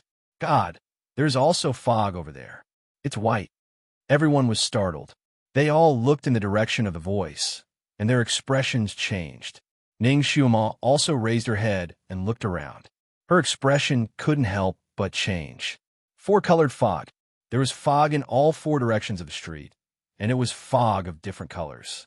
Red, black, white, and green were rushing over from four different directions at high speed. Panicked shouts could be heard from the streets. Countless people were being chased by the fog and were running in this direction. At the same time, the ground under their feet began to shake violently, as if there was a magnitude 8 earthquake. What was going on? What was going on?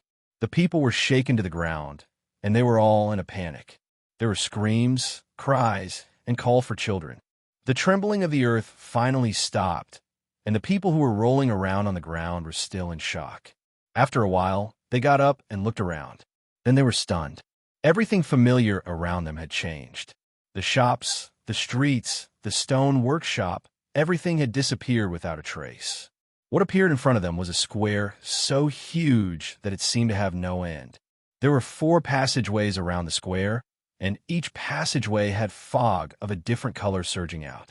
The fog in the south was red, the fog in the north was white, the fog in the west was black, and the fog of the east was green. The color of each fog was very pure. They were red like fire, white like snow, black like ink, and green like jade. Some people were lying near the passages because of the tremor. When they opened their eyes, they found that the fog was close. They wanted to get up, but it was too late. Miserable screams rose and fell, almost piercing one's eardrums. Everyone subconsciously looked towards the source of the voice, their bodies trembling nonstop.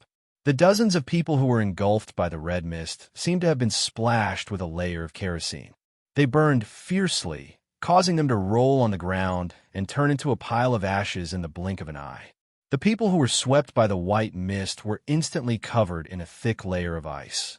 They were still running for their lives, but they were instantly frozen into ice sculptures. It was a very strange sight. As for those who were swept by the black fog, they looked even more frightening. When they were swept by the fog, they were human, but when they ran out, the flesh on their bodies shrank rapidly. After running for a dozen steps, they turned into skeletons and directly fell to the ground. Only the people who were attacked by the green fog were still alive and kicking.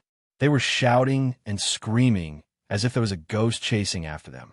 But before they could reach the center of the square, they suddenly screamed and disappeared without a trace. The Netherworld King and his subordinates were all in the middle of the plaza.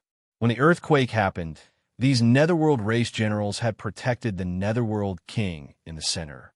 In addition, there was no danger in the center of the square, so they didn't suffer many casualties.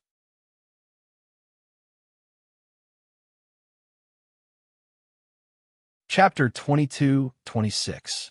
The civil servants were in a miserable state. Their faces were all swollen, and their robes were all messed up. The Netherworld generals were well trained. They formed a semicircle, protecting the Netherworld King and the civil servants. They looked around cautiously. The suffering of the surrounding commoners was naturally seen by everyone, and all of them were shocked. How did we get here?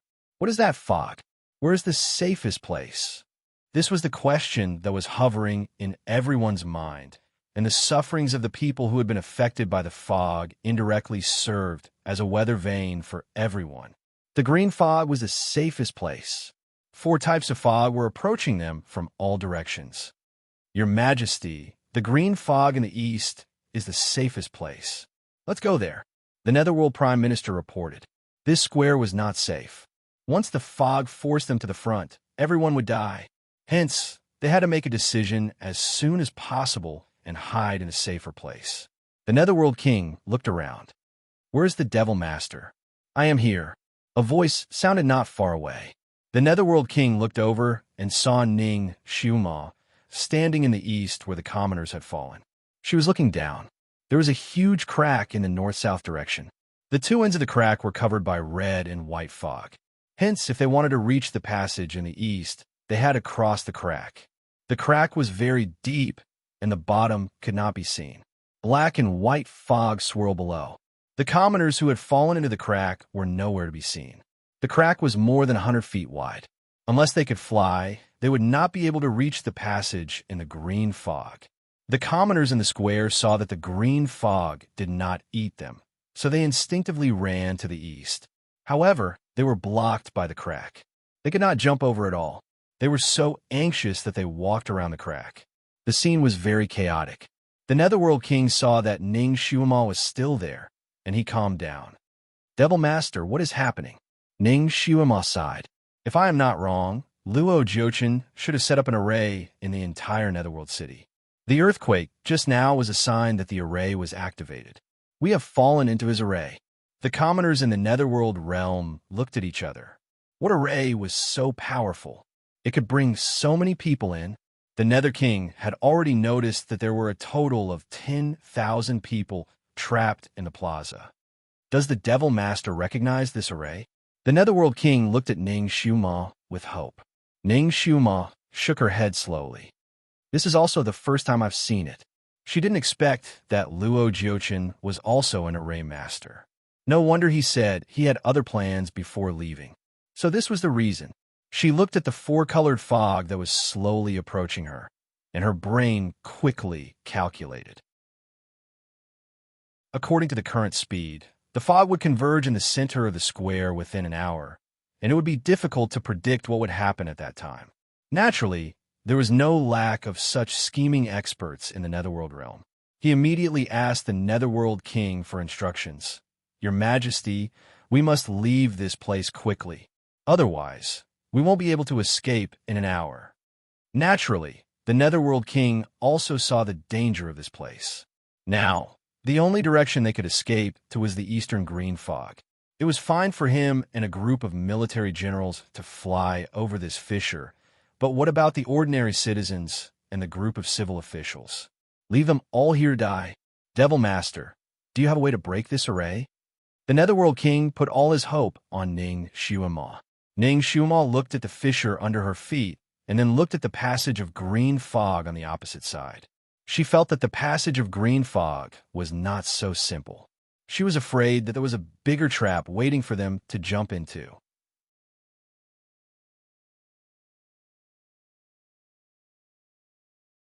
Chapter 22-27. She took a deep breath and said, "Your Majesty, please retreat to the center of the square and form a defensive formation. I will go over there to take a look." She flew over the Rift Valley and disappeared into the thick green fog. Everyone looked at each other, not knowing if they should believe her or not. However, the Netherworld King immediately ordered all the civilians and officials to retreat to the center of the square, with hundreds of generals as guards. He led more than 10 generals to the Rift Valley, discussing ways to cross the Rift Valley and doing various experiments. First, they used their psychokinesis to create tall trees to build a bridge. However, before the big tree could reach the other side, a ball of fire rushed up from the Rift Valley and burned the big tree to ashes. Then, they used their psychokinesis to condense iron bars to build an iron bridge. However, there was not much iron in the air, so the iron bars they condensed were at most 10 feet long. They could not reach the other side at all. The Netherworld King was trying his best to build a bridge when a scream came from behind. "Your Majesty! Your Majesty!" The Netherworld King turned back and realized that other than the green fog, the other 3 colors of fog were approaching the square. As there were too many people in the square, it was inevitable that some people were standing at the periphery. The fog was about to invade the civilians in the outermost circle. The civilians were scared out of their wits and tried to squeeze into the center. The soldiers in the center were still protecting the civil and military officials.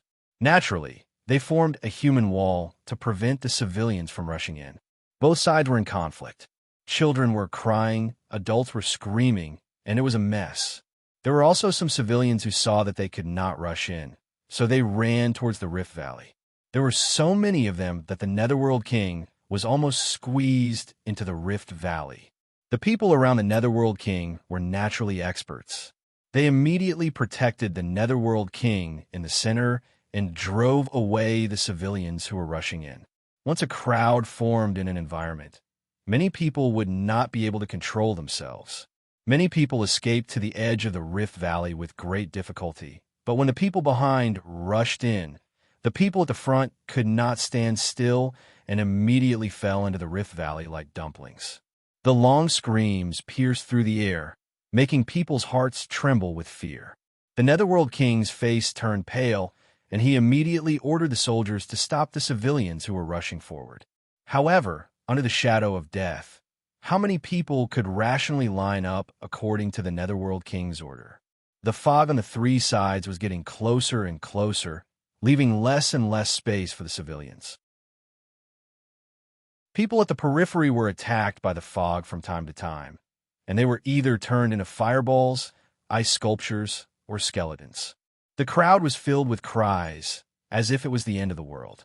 The situation was about to spiral out of control. Your Majesty, you must make a decision as soon as possible. I will escort your Majesty there first.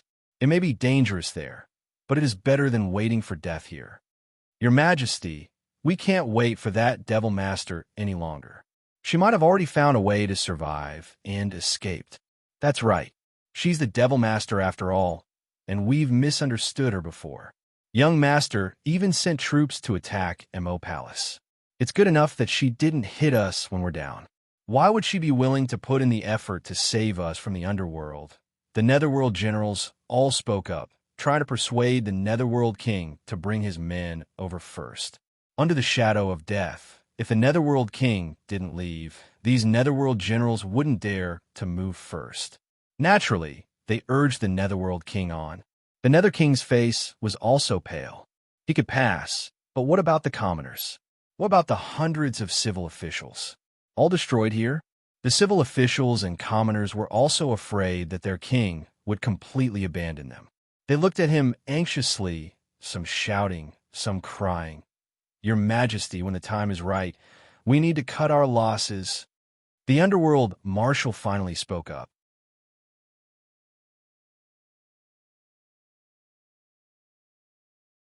Chapter 22-28. The Netherworld King closed his eyes and let out a long sigh. At this time, he couldn't completely protect his people. He could only go first. Finally, he nodded.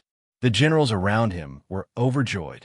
They immediately rose into the air and landed on the other side of the river while protecting him.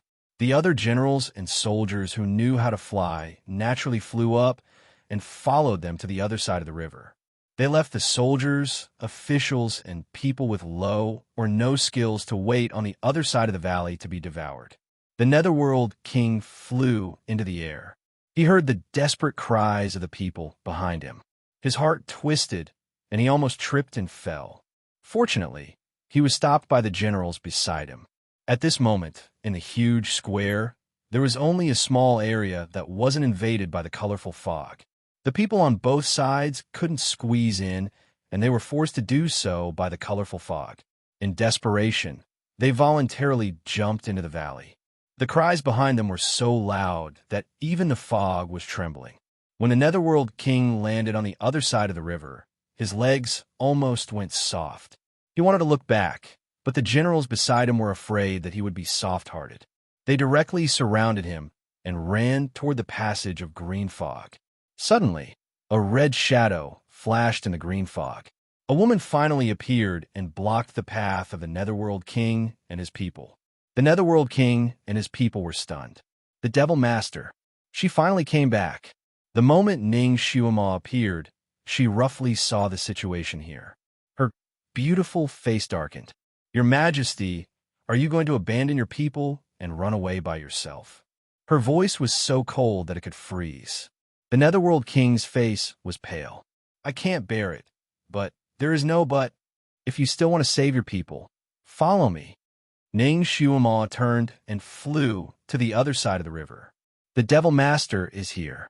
The Devil Master is here to save us. Oh my God, it's really the Devil Master. She must be here to save us. Devil Master, save us. When the desperate people on the other side of the river saw the red-clothed Devil Master, they immediately shouted. Some people were so excited that they almost screamed until their throats cracked. Seeing Ning Shuima jump to the other side of the river to save his people without hesitation, the Lord of the Netherworld was also stunned. Your Majesty, without the bridge, those people can't cross at all. Even if you go back with the Devil Lord, it won't help. We should go first. A general saw that the Netherworld King had stopped. He was afraid that the Netherworld King would rush back in a fit of anger, so he hurriedly said. At this moment, there were about 100 generals by the Nether King's side. Naturally, there were some who agreed with that general. The Nether King swept his gaze across the generals. What do you all think? Everyone looked at each other, not knowing what to say. Marshal Lung from the underworld bowed to the King of Hell and said, Your Majesty, you shouldn't put yourself in danger. Your Majesty, please go first. I have to save my subordinates, so I can't protect your Majesty anymore. After saying that, he stood up and turned to leave. He flew to the other side of the river with Ning Shuima. Nether King Air Ha clenched his fists. He suddenly turned around and walked back the way he came. The other generals by his side tried to persuade him to stop. The Nether King took a deep breath, and his eyes gradually turned red. He said word by word, I am the Lord of the Underworld, and the people on the other side of the river are my people. I can't abandon them. He flew to the other side of the river without caring about those generals. Those generals looked at each other. Even their king didn't care about the danger and flew over. How could they be cowards?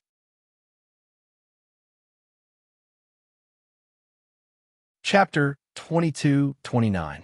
Therefore, most of the generals flew back as well. Only a few of them stayed behind. They had finally escaped from the dangerous place, so how could they be willing to go back? They stood there for a moment, then suddenly turned around and ran toward the green fog. They were smart people, so they would not associate themselves with a lunatic who was stupid enough to die despite knowing the danger. Ning Shuima's arrival was like a shot in the arm, making the desperate people cheer. Some of them even had tears in their eyes. In this kind of urgent situation, Ning Shuima naturally didn't want to waste time talking nonsense. She only said a few words. I will take you there, but you must follow my orders. Those who disobey will be thrown into the fog. All the people agreed loudly. Ning Shuima immediately ordered these people to line up in 10 rows. The old, the weak, the women, and the children were in the middle, while the strong people who knew spells stood at the periphery. Ning Shuima turned around and looked at the Netherworld King. Your Majesty, if you want to save your people, please stand at the end of the line, and the generals, please stand at the outermost line. Now, the end of the line and the outermost line on both sides are the most dangerous, because these 3 places were the first to be attacked by the colorful fog. The generals beside the Netherworld King opened their mouths to refuse, but the Netherworld King had already said in a deep voice, Listen to the Devil Master's orders. He immediately assigned the guards to the outermost line, and he and 3 other generals went to the end of the line. This arrangement made all the people less anxious, and they finally had someone to rely on. At this moment, the fog was approaching the 3 sides of the line. Ning Shuima bit her index finger and drew a blood curse on the 2 sides and the end of the line. The blood curse flew into the air and imprinted on the soldiers and the Netherworld King at the outermost line. She immediately taught them a set of spells and asked them to recite it silently. At this moment of life and death, naturally, everyone displayed their greatest potential. In the blink of an eye, they learned a set of curse techniques. As they cast the spell, their bodies emitted a faint red light, which actually formed a large enchantment, enveloping the entire team. Strangely, with this enchantment, the murderous fog could no longer rush over, and it only surged around the line. Everyone in the team heaved a sigh of relief. They had finally escaped the shadow of death for the time being.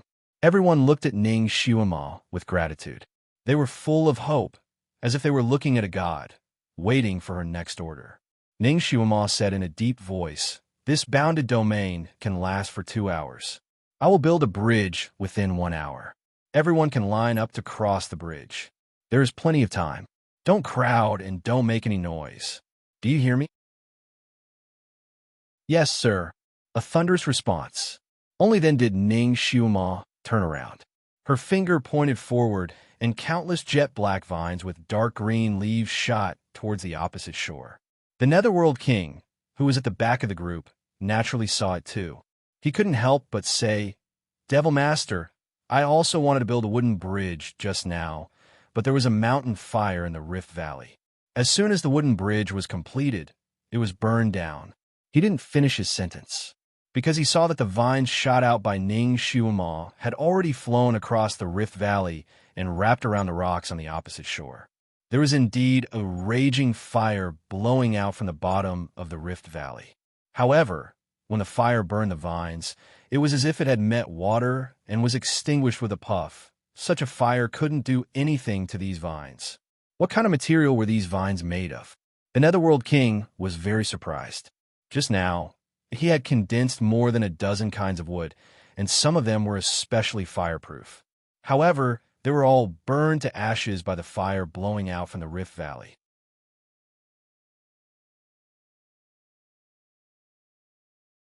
Chapter 22:30. These vines were not afraid of fire. The Netherworld King was puzzled, but he also heaved a sigh of relief. As for the people of the underworld, when they saw Ning Xiuama building a bridge from wood, their hearts were filled with admiration. The Devil Lord was indeed the Devil Lord. Her skills were extraordinary. As long as they followed her, they would definitely be able to escape. Unknowingly, these people had already regarded Ning Xiuama as their backbone and followed her lead. Ning Xiuama built the bridge very quickly. The vines flew back and forth in the air. Sure enough, in less than an hour, a green wooden bridge appeared on the Rift Valley. It was more than 6 feet wide and could allow 3 people to cross side by side at a time. After Ning Xiuama finished building the bridge, she immediately let the women and children in the middle to cross the bridge first. Under her gaze, no one dared to cut the line or cause trouble. The people followed the order and crossed the vine bridge.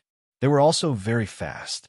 7,000 to 8,000 people stepped on the bridge and reached the other side without landing on the ground.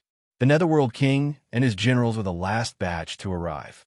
They had been supporting the wizardry barrier and were a little tired at the moment, but everyone's eyes were shining. They were excited.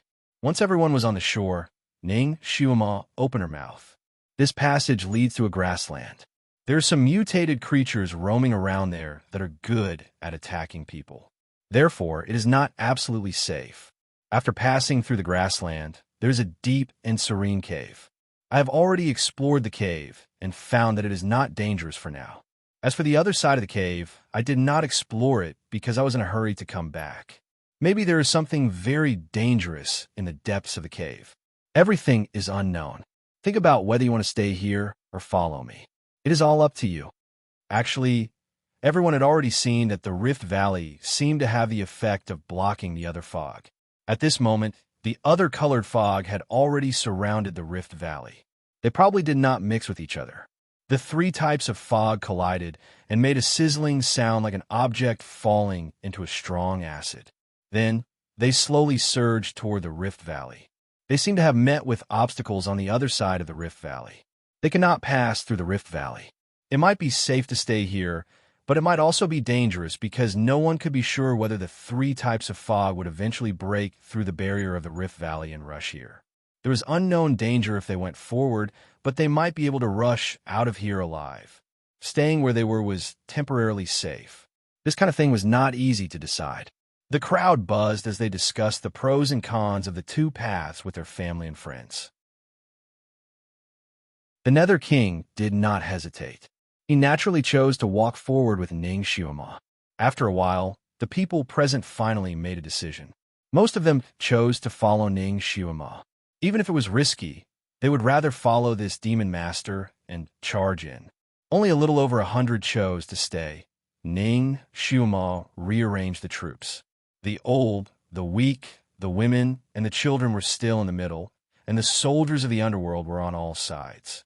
She was at the front, and the Netherworld King and a few generals were at the back. The group of people entered the foggy passageway and gradually went far away. The remaining 100 or so people sat down where they were. They were also paying attention to the movements of the tricolored fog. If there were any abnormalities, it would not be too late for them to turn around and run. Once the people who were exploring in the front went out, they would definitely break the array. At that time, they could follow the trail and escape safely. There was no need for them to take the risk. Now, all they needed to do was to sit here and wait quietly. After about an hour, these people were completely enveloped by the soft green fog. They were not in a hurry to move.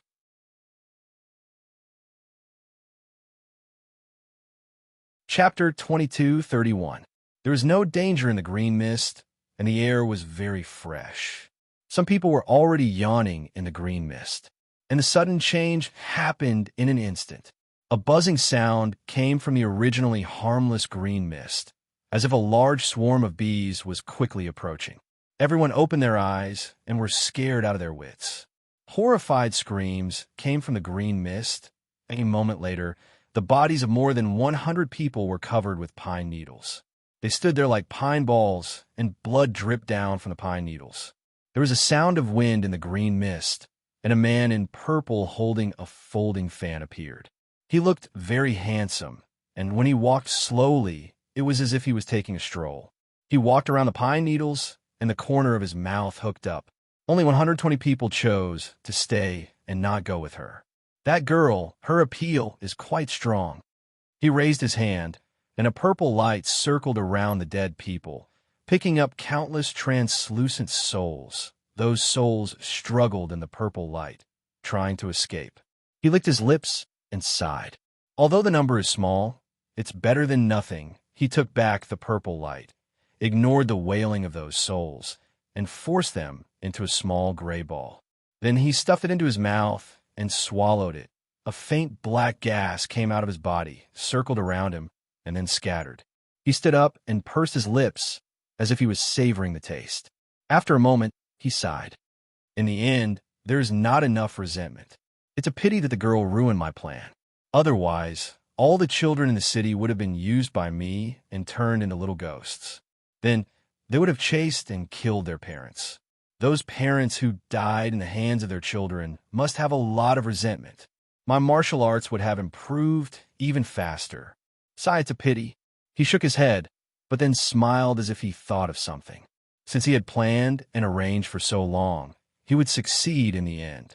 These people would be his sooner or later, and he would just have to spend a little effort. As for the girl, he wanted her to see with her own eyes that all the things she protected disappeared in his hands. He wanted her to see the day when he became the real ruler of the 6 realms. He would break all of her wings and make her blossom beneath him. When the streets of Ming City began to shake, the crystal ball in front of Shun Yinma began to tremble as well. The image was distorted, and the colors were almost indistinguishable. Hey! Little Yinma could not help but pat the crystal ball, trying to capture the image inside again. The crystal ball did not disappoint him. After a while, the image finally stabilized. Little Yinma hurriedly looked at the crystal ball again, but it was as if he had been hit in the face. He was so shocked that he could not make a sound. The street was still the same, and the shops on both sides of the street were still standing there. Even the blood-red coffin was still there, but the person was gone. Not only was he unable to see his mother again, even those noisy commoners, the majestic King Yama, the mischievous children, all of them had disappeared without a trace. Little Yinma did not give up. He tried to move the image around, but it was empty as far as the eye could see. There was not even a shadow in sight. What's going on? Even if the wind blew, it would not be so clean. Little Yinma was stunned for a moment. He could not help but turn around and say, "Hey, Lord Lotus, look at this." He was about to ask her to look at what was going on, but he swallowed his words halfway. His pair of big eyes were wide open. "You? Who are you?"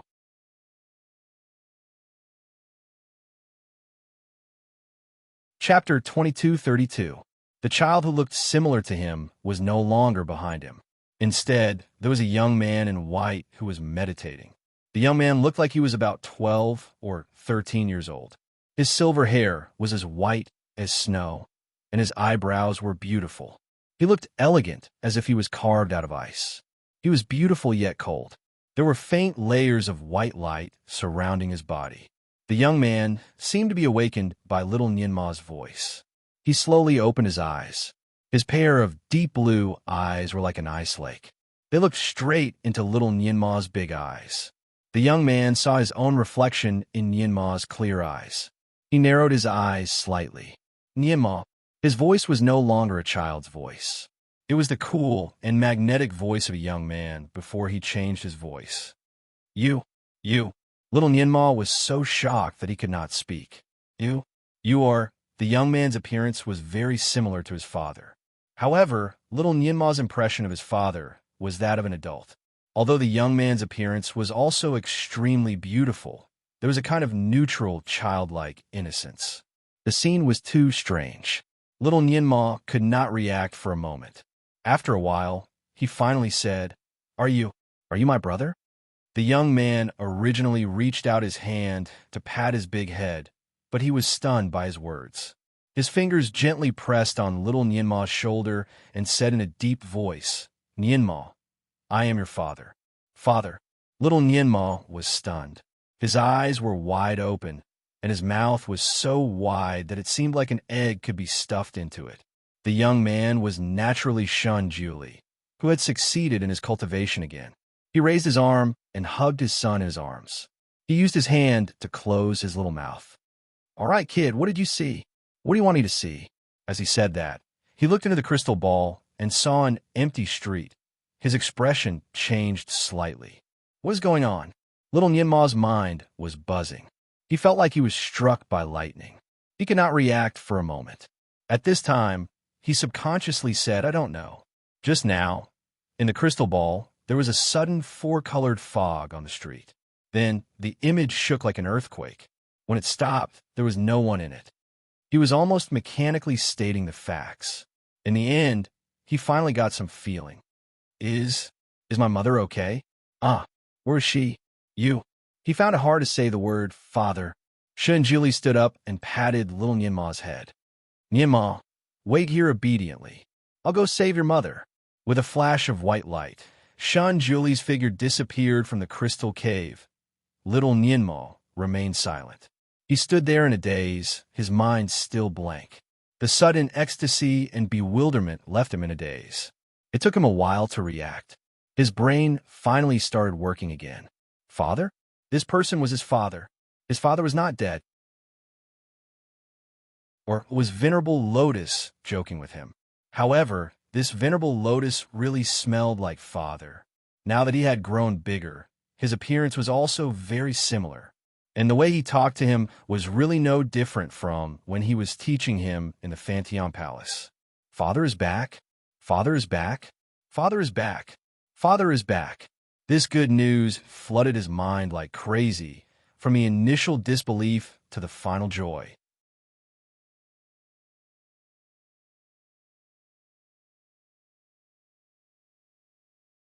Centipedes that were more than 10 feet long could swim out of the bushes, and mantises that were 3 feet long could also jump out of the bushes, brandishing their sickles.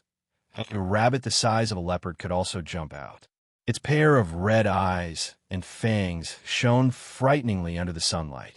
All in all, everything here was super large. As people walked through it, they almost suspected that they had been shrunk because anything that popped out was bigger than a person, and they were all attacking people. There was no path on the grassland. They had to rely on Ning, Xiuma, and a few other Netherworld generals to clear the way. The commoners walked to the center, although there were guards on both sides. After all, there were more commoners than soldiers. Moreover, they were scattered, so they could not take care of everyone. From time to time, various kinds of ferocious beasts rushed out of the bushes and dragged people out. Screams and screams could be heard from the team from time to time. However, no one dared to stop. Everyone was running forward with all their might. No one dared to fall behind. Falling behind only meant one thing, death.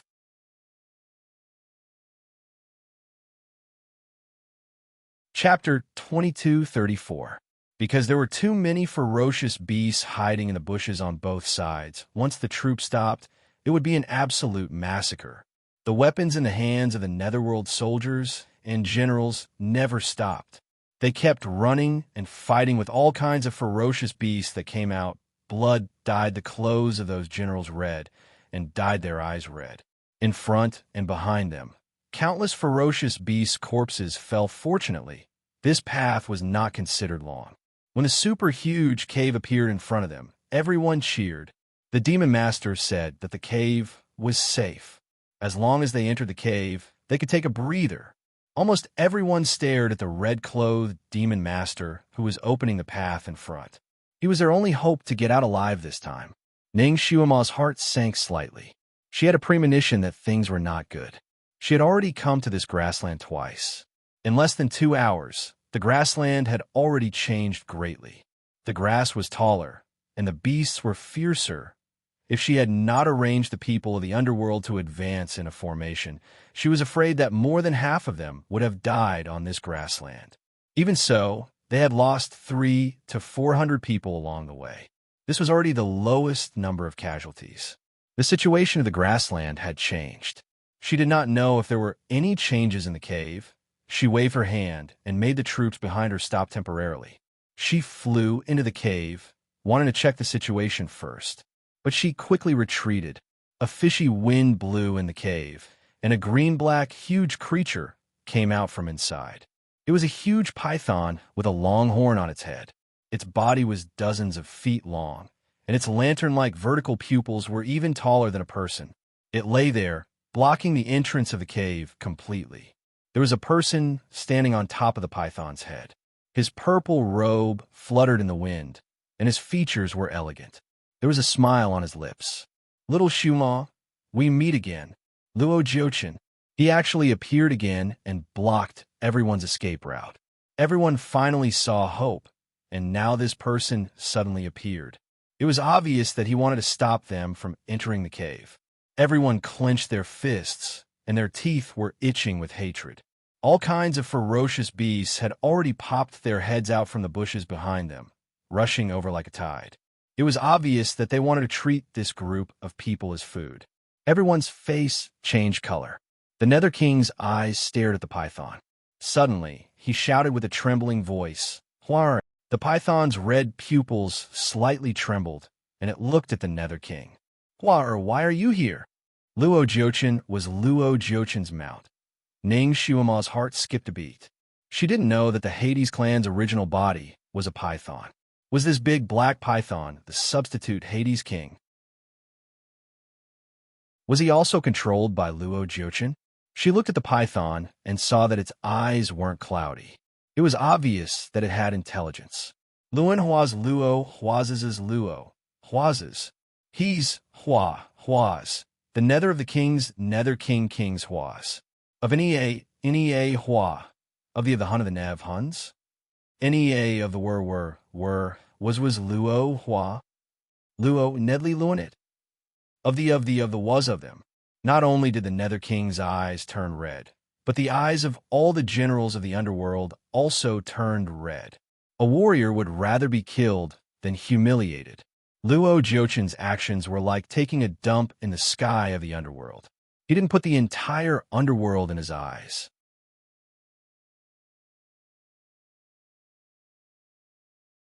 Chapter 2235. The big python froze from his kick and did not move for a while.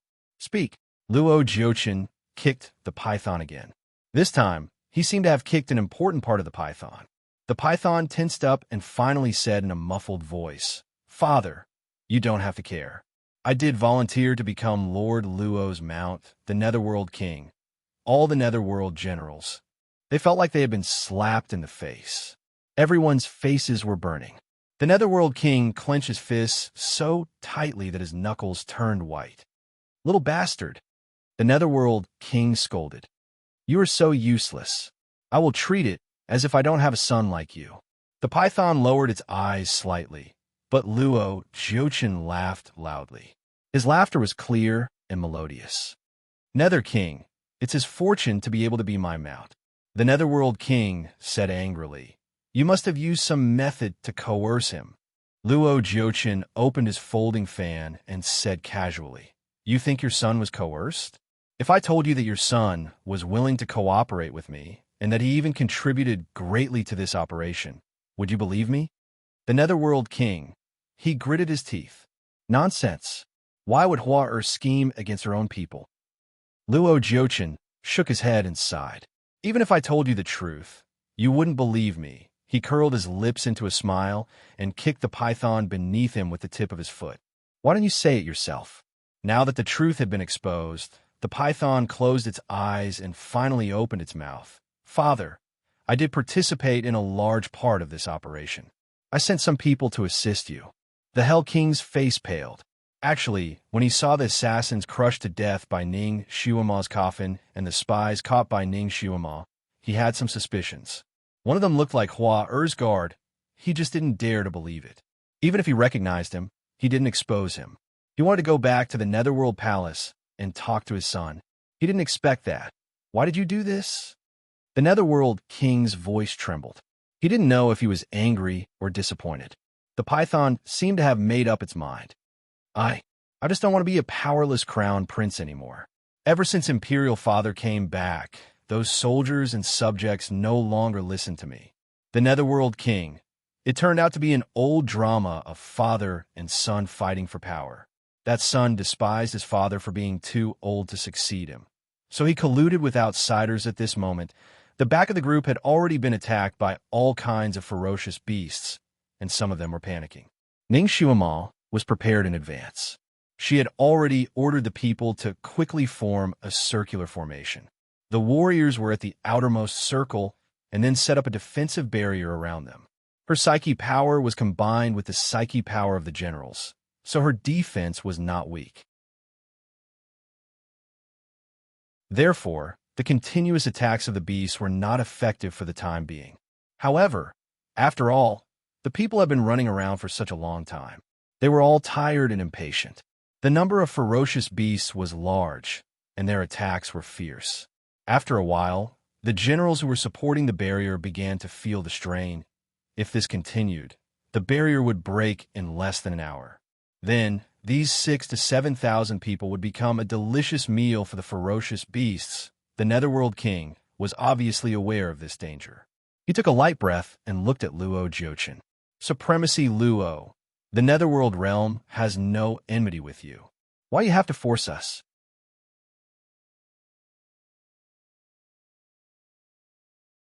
Chapter 2236.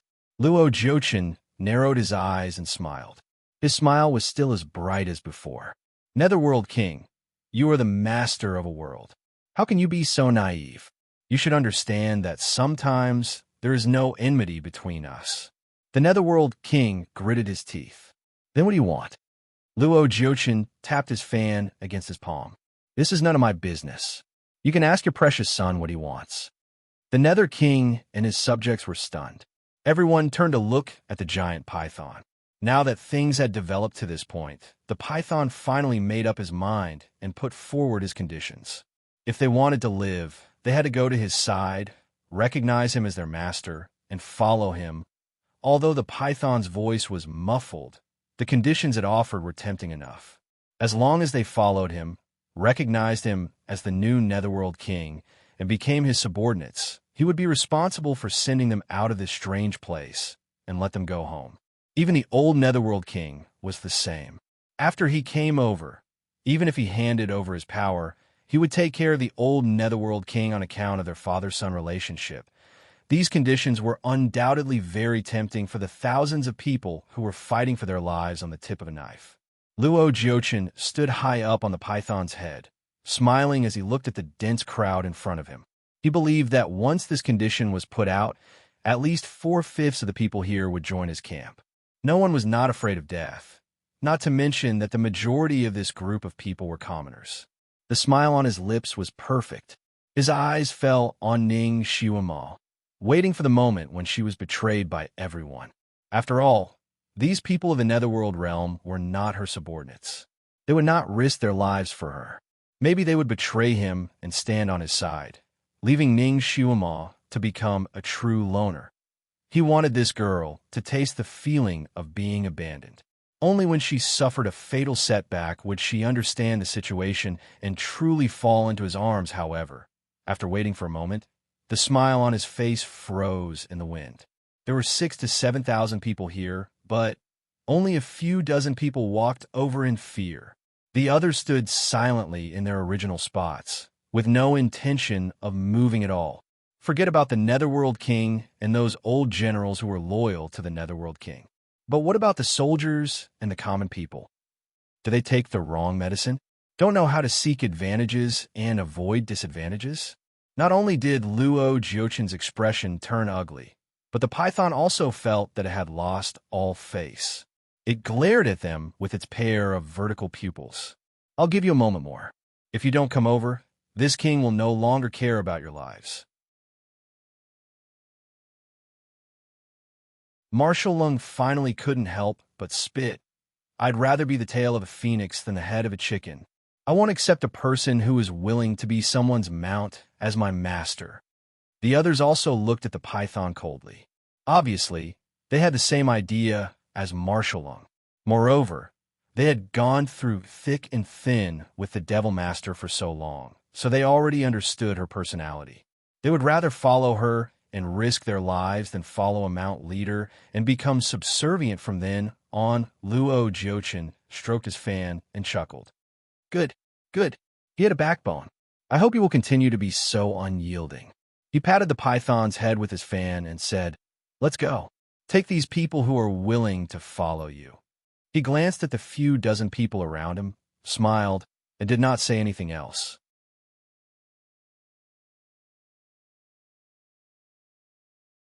Chapter 22:37. The python snorted, turned around, and crawled into the cave. The dozens of people looked at each other and hurriedly followed. It was better to live than to die. They were just ordinary people, and they just wanted to go home.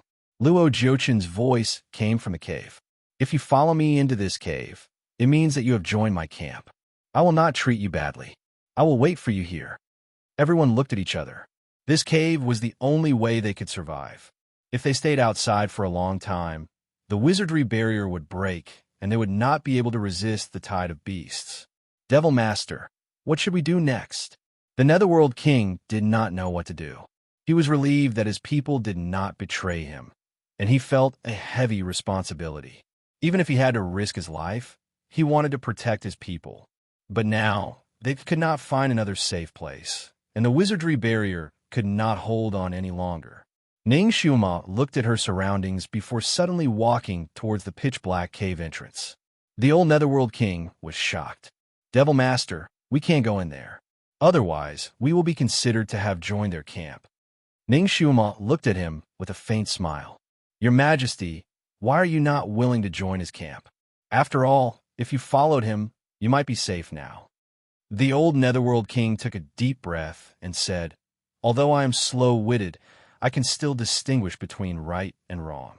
This High Lord has an evil heart. Even if I die, I will not submit to him and let my people become the slaves of an evil person. The others also said that this Lord was too evil. He actually used their children to practice evil skills. They would rather die than be associated with such a person. Some people even said that they would rather suffer with the Devil Master than be Luo Jiochin's lackey in order to survive. In ancient times, it was difficult to win people's hearts. Ning Xiuma had only been with these people for half a day, but she had already won their trust. The trust that was built up through trials and tribulations was the most unbreakable. This kind of trust could not be suppressed by violent means. Ning Xiuma felt warm in her heart. She said slowly, Thank you for your trust in me. I will do my best to let you go home safely. A promise was heavier than 1,000 caddies. The Nether King bowed deeply to Ning Xiuma and said, My lord, from now on, the underworld will follow your orders. Previously, he had thought that this little Devil Master only had the courage of a fool. But after today's real contact, he discovered that this little Devil Master was truly brave and resourceful. Moreover, although she was a devil, she was able to stick to her bottom line and would not do anything that was too out of line. Being compassionate at all times, only such a person deserves to be the master of the 6 realms. Ning Xiuma naturally understood what he meant. She knew that he wanted her to take the position of the master of the 6 realms. The image of Shun Julie flashed through his mind, and his heart suddenly ached. If he was still alive, if he was still by her side. Why would she need to risk her life like this? However, no matter what, she would never take the position of master of the six realms. If she really took that position in the future and replaced him, perhaps he really wouldn't be able to return. She would not allow anyone but him to sit on that seat. As long as that seat was there was hope for him to come back. She didn't want to lose even this little bit of hope. She thought of the light that suddenly appeared to help her throw the person into the blood coffin. It was so similar to him. So similar to him. So similar to him.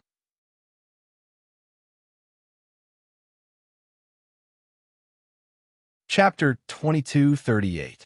But it wasn't him after all. Otherwise, why didn't he appear in front of her when he was here? She was in a daze for a while. She didn't wake up until Pluto called her. Looking at Pluto's suspicious eyes, she coughed and shook her head. She shook off all the messy thoughts in her mind. Only Shun Julie's matter could make her distracted at such a tense time. She calmed down and continued to walk toward the cave. Devil Lord? Pluto was confused. Ning Shuamo raised her hand and touched the wizardry barrier at the entrance of the cave. She smiled faintly. This cave doesn't belong to him. Can he enter it? We can't enter it? It doesn't make sense. Let's just take this cave. When Luo Jiochin appeared just now, she thought it would be a fierce battle. She didn't expect him to ride the black python into the cave so easily. This was not normal. Ning Shuamo's heart skipped a beat. Maybe Luo Jiochin was also injured. His kung fu was not as high as she thought. Maybe this was an opportunity. She had to seize it.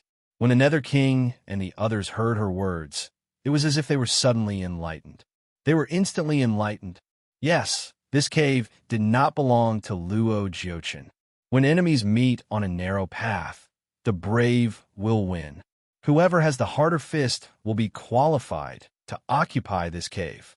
Maybe they were not Luo Jiochin's opponents. Maybe they would die in his hands. But now, if they just waited outside, they would also die. They would die anyway, so they might as well fight. Everyone's eyes lit up. They were like wolves.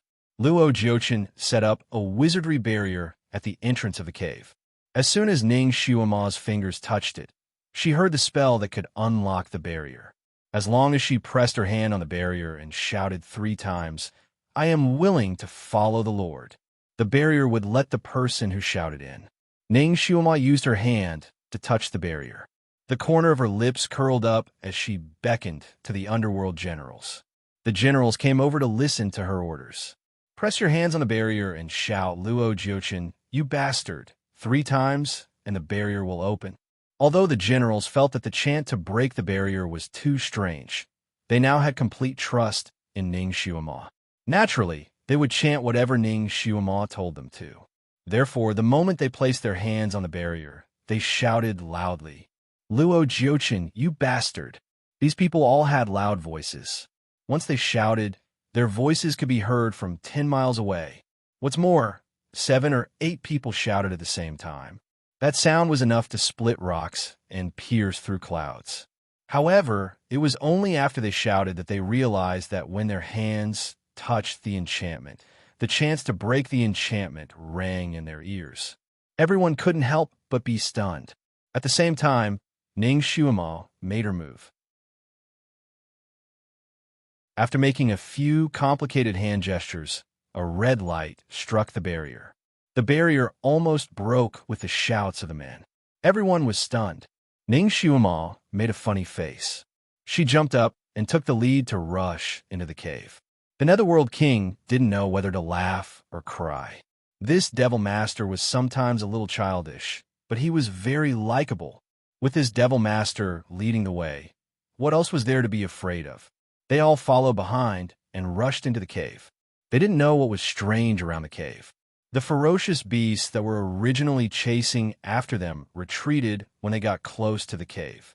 Some of them couldn't bear to give up the delicious food that was about to enter their mouths, so they followed a few more steps. They didn't expect that these few steps would reveal their true colors.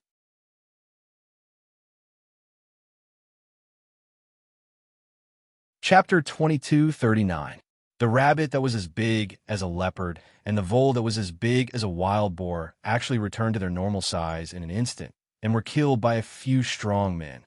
The cave was very deep, and the Nether King thought that he would be able to meet Luo Jiuchen here. However, he didn't expect that after walking in, he wouldn't find any trace of Luo Jiuchen and his unfilial son. Even the dozens of people who had followed Luo Jiuchen were nowhere to be seen. The Nether King didn't know if he was disappointed or relieved. This cave was very wide, and even with so many people inside, it wasn't crowded at all. Instead, it was very spacious. Ning Xiumo walked around the cave and looked into the depths of the cave. She said in a low voice, "They have already left." The danger had temporarily disappeared, and everyone heaved a sigh of relief. After running for so long, everyone was exhausted. The Nether King ordered everyone to sit down and rest. Everyone was eager to hear this order, and they sat down on the ground in a mess. Ning Xiumo sat together with the Nether King and a group of high-ranking generals to discuss the next step. The result of the discussion was that Ning Xiumo and a few high-ranking generals would go to the front to find a way to escape, while the others would rest and wait here. This was undoubtedly the best plan at the moment. It was very dangerous to bring a large group of people with them. After all, there were many ordinary people here, and there were thousands of children. Not only would it slow down the journey, but it would also be more dangerous and cause more casualties. However, this place was relatively safe. With a few hundred soldiers protecting them, there would be less danger. Some of the people in Nether City suddenly realized that the most prosperous and lively street in the city had suddenly disappeared. The place that was supposed to be the street had become somewhere else. Those people who were far away from this street wanted to come here to watch the show, but they couldn't find this street anymore. A street could actually disappear. Those people were a little flustered and didn't understand what had happened. They were wandering around to search when a white light suddenly flashed in the crowd, and a white-robed youth appeared out of thin air. This youth wasn't tall, and his face was young. He looked to be about 12 or 13 years old, but his face was shockingly beautiful. There were many handsome men in the netherworld, but compared to this youth, they were like dirt and pearls. This youth had clearly appeared silently, but the moment he appeared, he was like a ball of moonlight that attracted everyone's attention. This young man was naturally Shunjuli. Originally, he had wanted to wait until he had fully recovered before coming to see Ning Xiumo and fiercely pulling her into his arms to protect her. However, this sudden change forced him to give up on this plan. After recovering less than a third of his power, he came out. His positioning was very accurate. The place where he appeared should be at that street, but after landing, he found that it was far from the case. He had indeed landed on a street, but it wasn't the street with jade stones. The moment he appeared, he was surrounded by a circle of people. Shunjuli had always been surrounded by onlookers in his life, so he didn't care about the gazes of the onlookers at all. After walking half a circle on the street, he understood what was going on. Someone had used a spell to hide the street. In other words, it was blocked. Normal people would never be able to find that place again. Shunjuli pursed his lips slightly. He was naturally not a normal person. This kind of camouflage could not stop him. Thus, the citizens who were secretly watching saw a rather strange scene.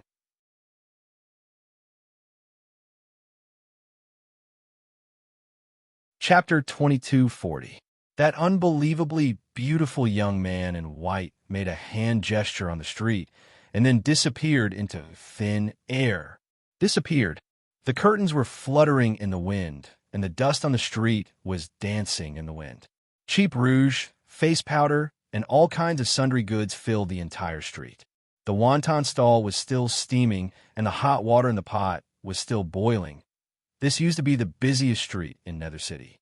At night, the street would be crowded with people, both rich and poor. They all liked to wander back and forth on this street. There might not be many things here, but there were definitely many people. But now this street was suddenly empty. All the goods were still there, all the shops were still there, but there were no people. The wind blew from one end of the street to the other, and it was eerily desolate. Nether City was huge, and there were hundreds of thousands of people in the city. Although this street was not long, there were usually 10 to 20,000 people moving around here. Now, all these people were gone. Silence. The street was eerily quiet.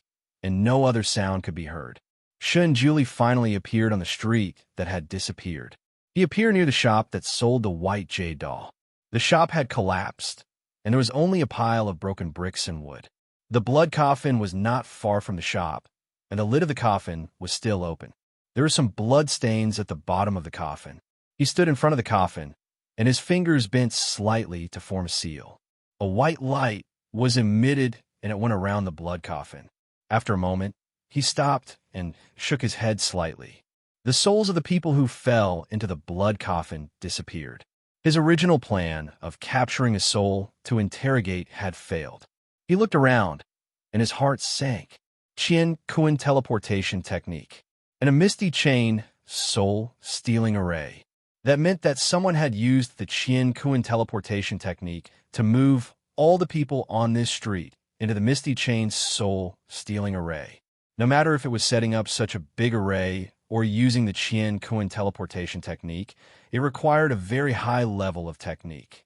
And in the 6 realms, there were only 2 people who could use this technique. One was himself, and the other was Luo Jiuqin. Excluding himself, there is only one person who set up such a harmful array here, Luo Jiuqin. All of this was caused by this person. It seemed like he had been hiding in the crowd all this time. And then at the most critical moment, he activated the array formation and brought everyone in the street in. Who would have thought that after not seeing each other for tens of thousands of years, Luo Jiuqin had become so proficient in array formations? He was actually able to create such a complicated extermination array here. This was an extremely sinister and evil array.